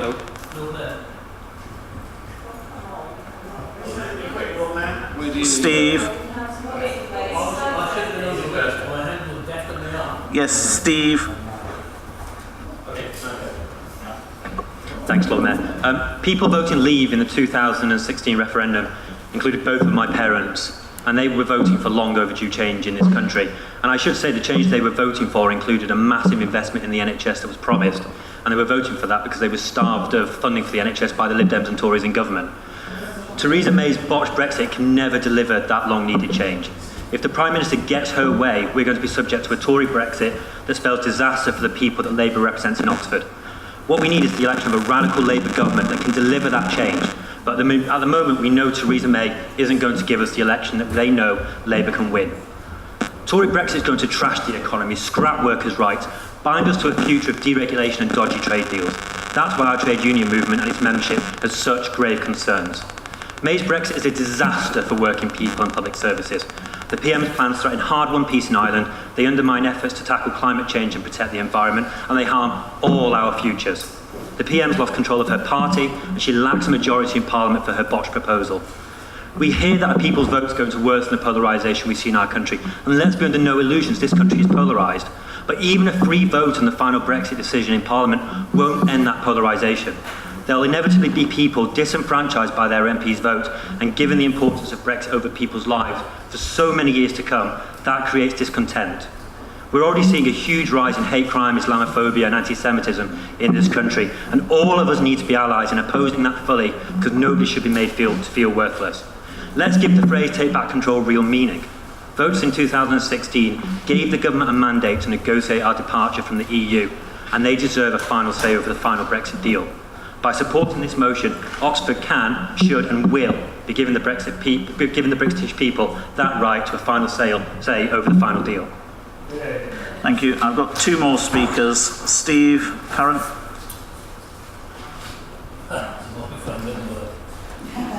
Okay, I'm sure I can manage without it.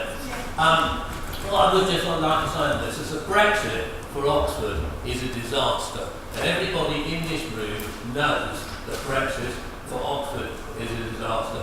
Our three main areas of business, the university, our hospitals and our car factories, will all be damaged irreparably by the whole Brexit thing. And people voted for Brexit because they were lied to, basically. One of the biggest issues is our NHS, which I think is sacred, and I'm sure everybody in this room thinks it's sacred as well. The lie that was put forward by the Brexiteers on that is not only is it a lie in terms of the 350 million, but actually it's now starving the NHS of staff, so that people will not be treated in our hospitals. It is a complete and unmitigated disaster, and anything we can do to change that, we should do. Thank you. Yes. Thank you very much, Lord Mayor. 2 years ago, the UK held a referendum on its membership of the European Union, and since then, they can conclude that the House of Commons voted in favour on holding a referendum without planning for a leave result. Another conclusion we can make is that the Conservative government precipitated to trigger the Article 50 without a clear idea of Brexit would look like, and without conducting studies on the impact of the different types of Brexit on UK economy. This is just preparing Britain to fail post-Brexit. It is also true that seeking to leave the European Union in 2 years is unrealistic. The transfer of sovereignty over Hong Kong from the UK to China had a transition period of more than 10 years. I have many doubts that the transition of Hong Kong is more complex than leaving the European Union. The truth is that Brexit will occur in March of 2019 and means the UK lose its voice in EU and lose 2 European agencies. But for everything else, we are not sure if we'll remain the same or not. The UK might be at risk of remaining in a limbo of sorts for many years without any influence on the European institutions, but having to adhere to them.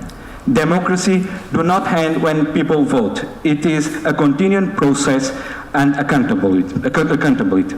After 2 years, we still don't know what Brexit means, and nobody in UK show to the British people how to deliver it. For this reason, I will support this motion to give the opportunity for British people a voice in the final deal with the European Union and decide their future. Thank you.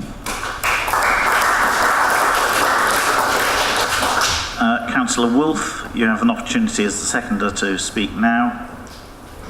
I think I'll be very brief. We're in the most calamitous mess. It's got worse since the original referendum, which I personally believe was a huge mistake. I never supported it in the first place personally. And it has led to predictable chaos. 2 years on, we've got even less clue. It was often said that Remainers thought they knew it all, they knew the answers. I've learned huge amounts over the last 2 years, and everything I've learned has convinced me that it's even more of a disaster than I thought it was when I voted Remain in 2016.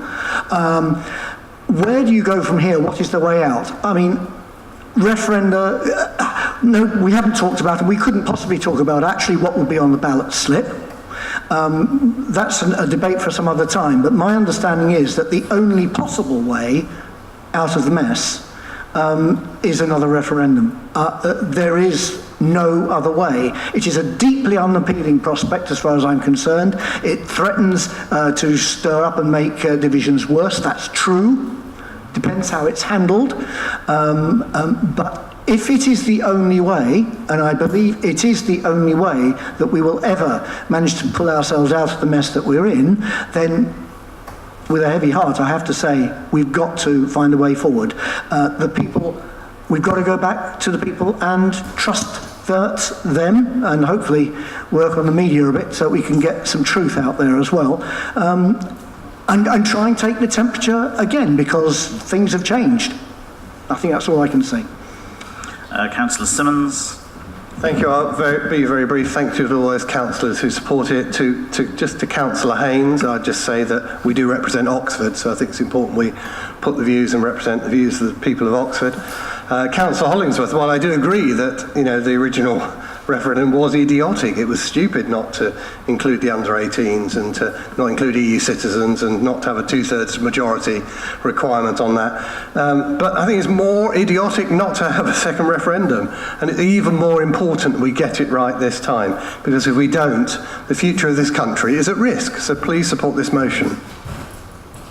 Right, we now move to the vote. Can I see all those in favour? Please show.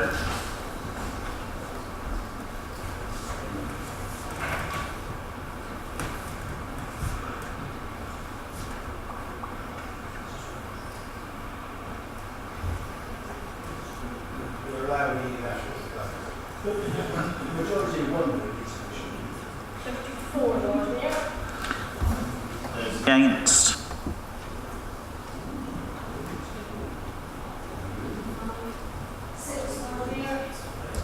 And abstentions? Thank you. Motion's carried. We now have 5 minutes to discuss the last motion, extending twinning links. I propose that we have the people moving it and... Lord Mayor, I move the motion, urge you to take the vote. Okay. Seconder? Formally. I second. Thank you. Debate? Does anyone wish to say anything? Yes? Support. Craig? You are the support. Support. That's my speech, support. Okay, thanks. Anyone else? Move to the vote. Okay. No, I'd just like to say I support this as well. Right, okay, I think we're moving to we're moving to a position where I think, unless the proposer wishes to sum up, we will move to the vote. I agree with everything that's been said. Can I see all those in favour? Please show. I think it's every city count. Yeah, that is it, Lord Mayor. Okay. Well done. And I don't believe it is everyone. Can I see those against? One. And abstentions? Thank you.